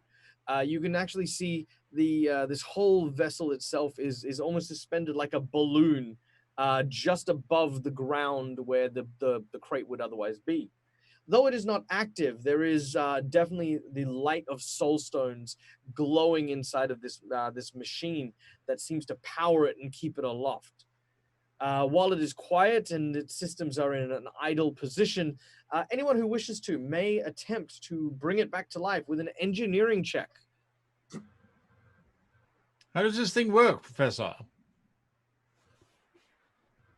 I do remember that you need to flip some switches. Unfortunately, I'm not trained in engineering. I can't really remember. I can do my best to remember how it worked. If someone else is more trained in engineering, it might be helpful. I can barely turn on the electric light in my apartment. Well, I think it was that one. And I will start pressing buttons, doing my engineering check. All right, make your Or random does anyone engineering else? Yeah. I do not, but I feel the need to press lots of buttons.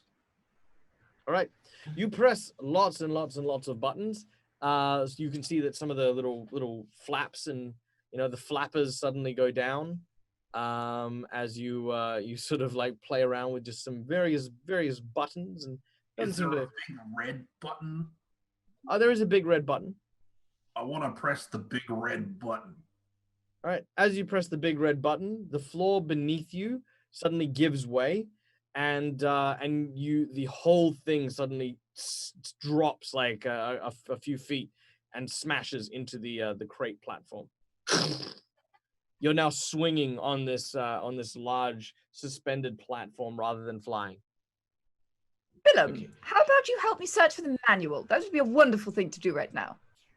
You're You can so make note of clever. it. You're so canny. I'm certain that you'll find it. You're so wise. Billum, I'm trying to convince you to search the manual now. I can flip if it's necessary.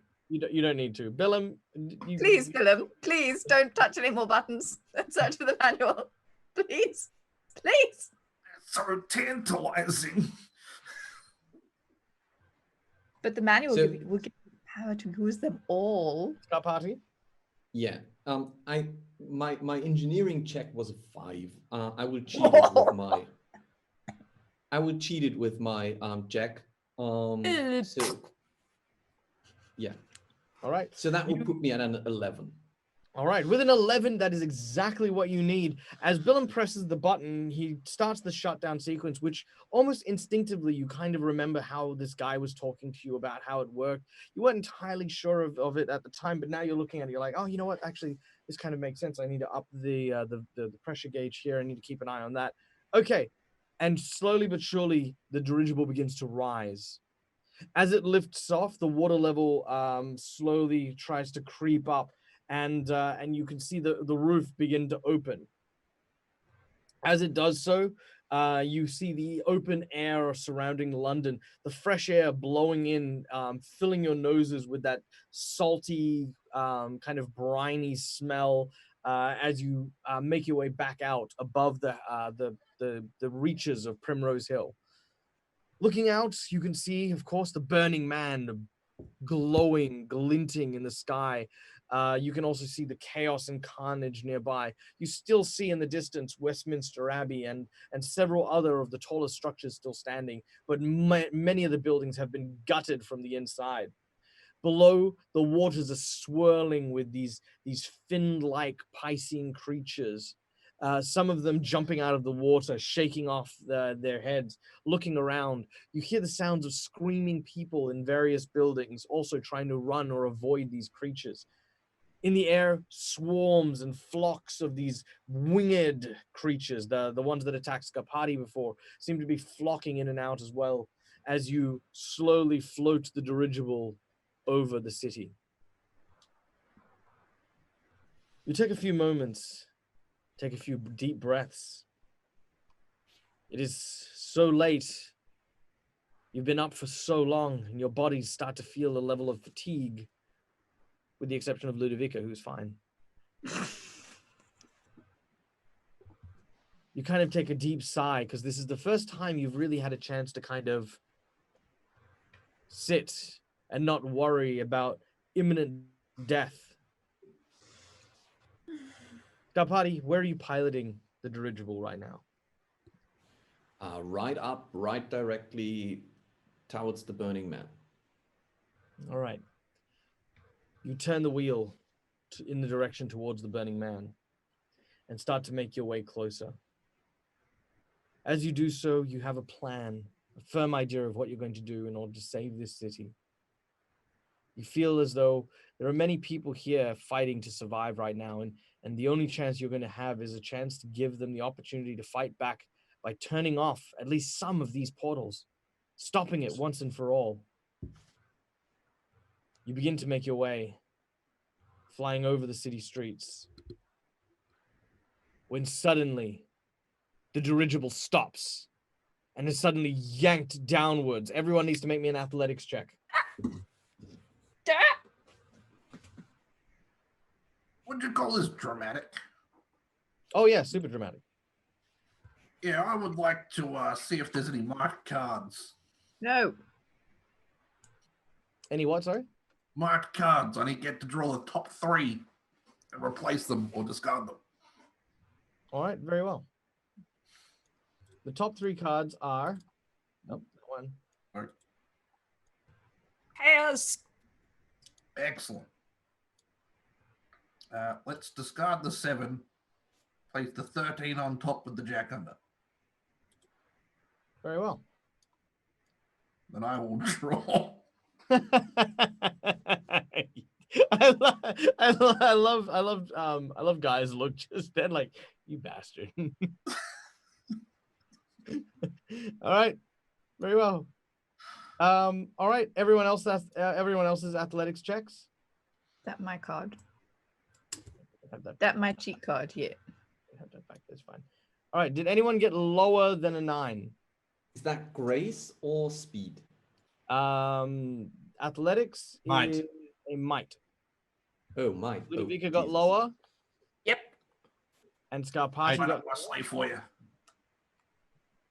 If anyone could use a 9, there's a 9 up the sleeve of Billum. I got -1. I still don't make it then. Keep Nope. it. Scarpati, does it help? No. Might is -2. Yeah. Appreciate it. Appreciate Weakling it. buddies. All right. Anthony and Ludovica. Sorry, Anthony and Ludovica. Scarpati and Ludovica. As the ship suddenly takes a 45-degree incline, you find your way rolling backwards to the aft of the ship.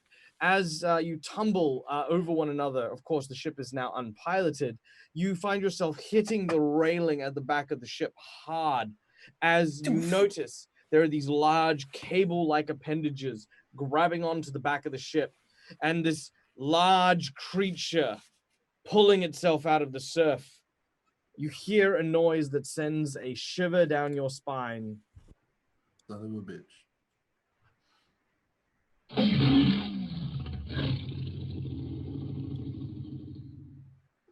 As the Malifaux Rex grabs on to the rear of the ship and begins to pull it out of the air. And that, ladies and gentlemen, is where we're going to leave today's session as our heroes are attempting to escape from the jaws of death yet again. Thank you so much to everyone. This was an absolutely fantastic game.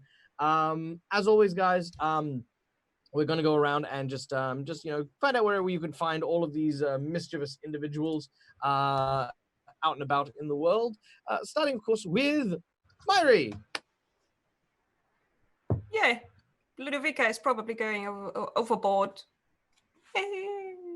Oh yeah. So- No, well, I mean, the great thing is the Malifaux, because it has the tentacles, can actually grab on and keep its mouth open. So you can fall right in. Oh, nice. Let's end this misery. Yeah. I'm Mhaire. I'm from Orchid Sputter TV, and I got really nice new big circle lenses, and they're not green anymore. Oh, This is that's okay. We will sad. make them green for next week. So tune in next week to see Maire's amazing. To see green eyes. Yeah. That's it. That's all you want to tune in for. That's it. It's everything. Thank you, of course. Janet, where can we find you? Well, you can find me at World Anvil pretty much anywhere. And I do have to tell you that we have just started Summer Camp, which is a world building challenge. So if you want to answer some world building prompts, win some prizes, win some digital badges, you can take part in that for free at worldanvil.com. Just go create an account and then go to the Summer Camp page. You'll find the adverts everywhere, all over our social media at World Anvil. And yeah, you can win prizes, badges, and have a great time. Yay! Summer camp is a lot of fun. Highly recommend it. Till, where can we find you? You can find us on dungeonfog.com or the social media handles dungeonfog, at dungeonfog, Twitter dungeonfog, Facebook dungeonfog, and so on and so forth. May I just say that this was the most cruel thing a game master could do, and I'm very impressed that you made that, giving such a wonderful, cool, useful magic item, handing it over, and while we're still just touching it, taking it away from us, if I would do that to my players, I think they would hunt me with torches and forks. Well, you know what? I believe wholeheartedly that all responsibilities of what happens at a game falls into the purview of the game master. I believe that wholeheartedly. But Anthony, would you like to maybe clarify as to what instructions you had for your character during that little bit? No instructions, just that I should be trying to kill John Scarpati. That was as big a surprise for me as it was for you. The fact that we took like 15 minutes out of time just to build these items and stuff, for me, that was glorious. And I will 100% accept responsibility for what happening. I could have made it, like so that it's a magic item. It doesn't just break, I could have done that, but it was beautiful. It was absolutely beautiful. I loved that moment. There was such a bittersweet moment. And speaking of Anthony, of course, Anthony, tell us where we can find you and your awesome face. Yes, you can find me at Vegemite Dangerous, or more likely, you'll find me at Roll for Damage, which is a TTP, a Dungeons and Dragons and tabletop gaming channel here on Twitch. We're Australian-based. We got shows going all the time. We actually have a game coming up starting next week, starring this game master. So come and check us out. Yes, indeed. And of course, next up on our big lineup is none other than Guy. Hello, Guy. Hello. Hello, where can we find you, sir? You can find me by reading the text of the chat, because some very kind little gremlin is posting it up for you. So there we go. That is where you can find me. Yes, actually, you know what? I've got to give full credit, Anthony. The tech gremlins actually didn't crash anything, so you had my back. I appreciate that. Give him a hard whip. Was it. Of course, this show could not work without, of course, our beloved editor in the background, making sure everything is working and up to snuff. You can find Eddie on Tabletop Explorers, another streaming channel where you can see him at work with some of his friends as well. And of course, I have been Michael, the Dead Aussie Gamer. You can find me all over the internet. I do a whole bunch of different shows, different things. I have actually done something very exciting that I absolutely have to tell you guys. Go and watch this show. It was incredible. It was a show I did with Guy and Mhaire, as well as a felted friend named Cucumber and your narrator. So if you do get a chance to go to the How to Be a Great GM YouTube channel, there you can find our Maximum Apocalypse game. It was bizarre. It was funny. It was incredible. I mean, like literally, I stayed up, I ran the game, and then I watched it almost straight away because it was just so good. As for my up and coming projects, I will make Edward disappear. Yes. Ta-da! There he is. Yeah, he gone. You sent the gremlins over to Guy. I did. I sent the gremlins. I've redirected them. That's all. They're having a tea party now. To do. So as Anthony was mentioning, I do have a very, very spooky thing going on Roll for Damage. So next week, in 2 hours time from whenever we normally go live, but a day beforehand, there'll be ads and stuff like that around. I will be running a Ridley Scott inspired science fiction horror on Roll for Damage that stars a really, really awesome group of Australians. You're going to play the Swedish game? No, it's just Starfinder. Look, I would love to play another thing. I wanted, you know what? And I'll actually be honest. You know, real talk, real quick. So I wanted to do.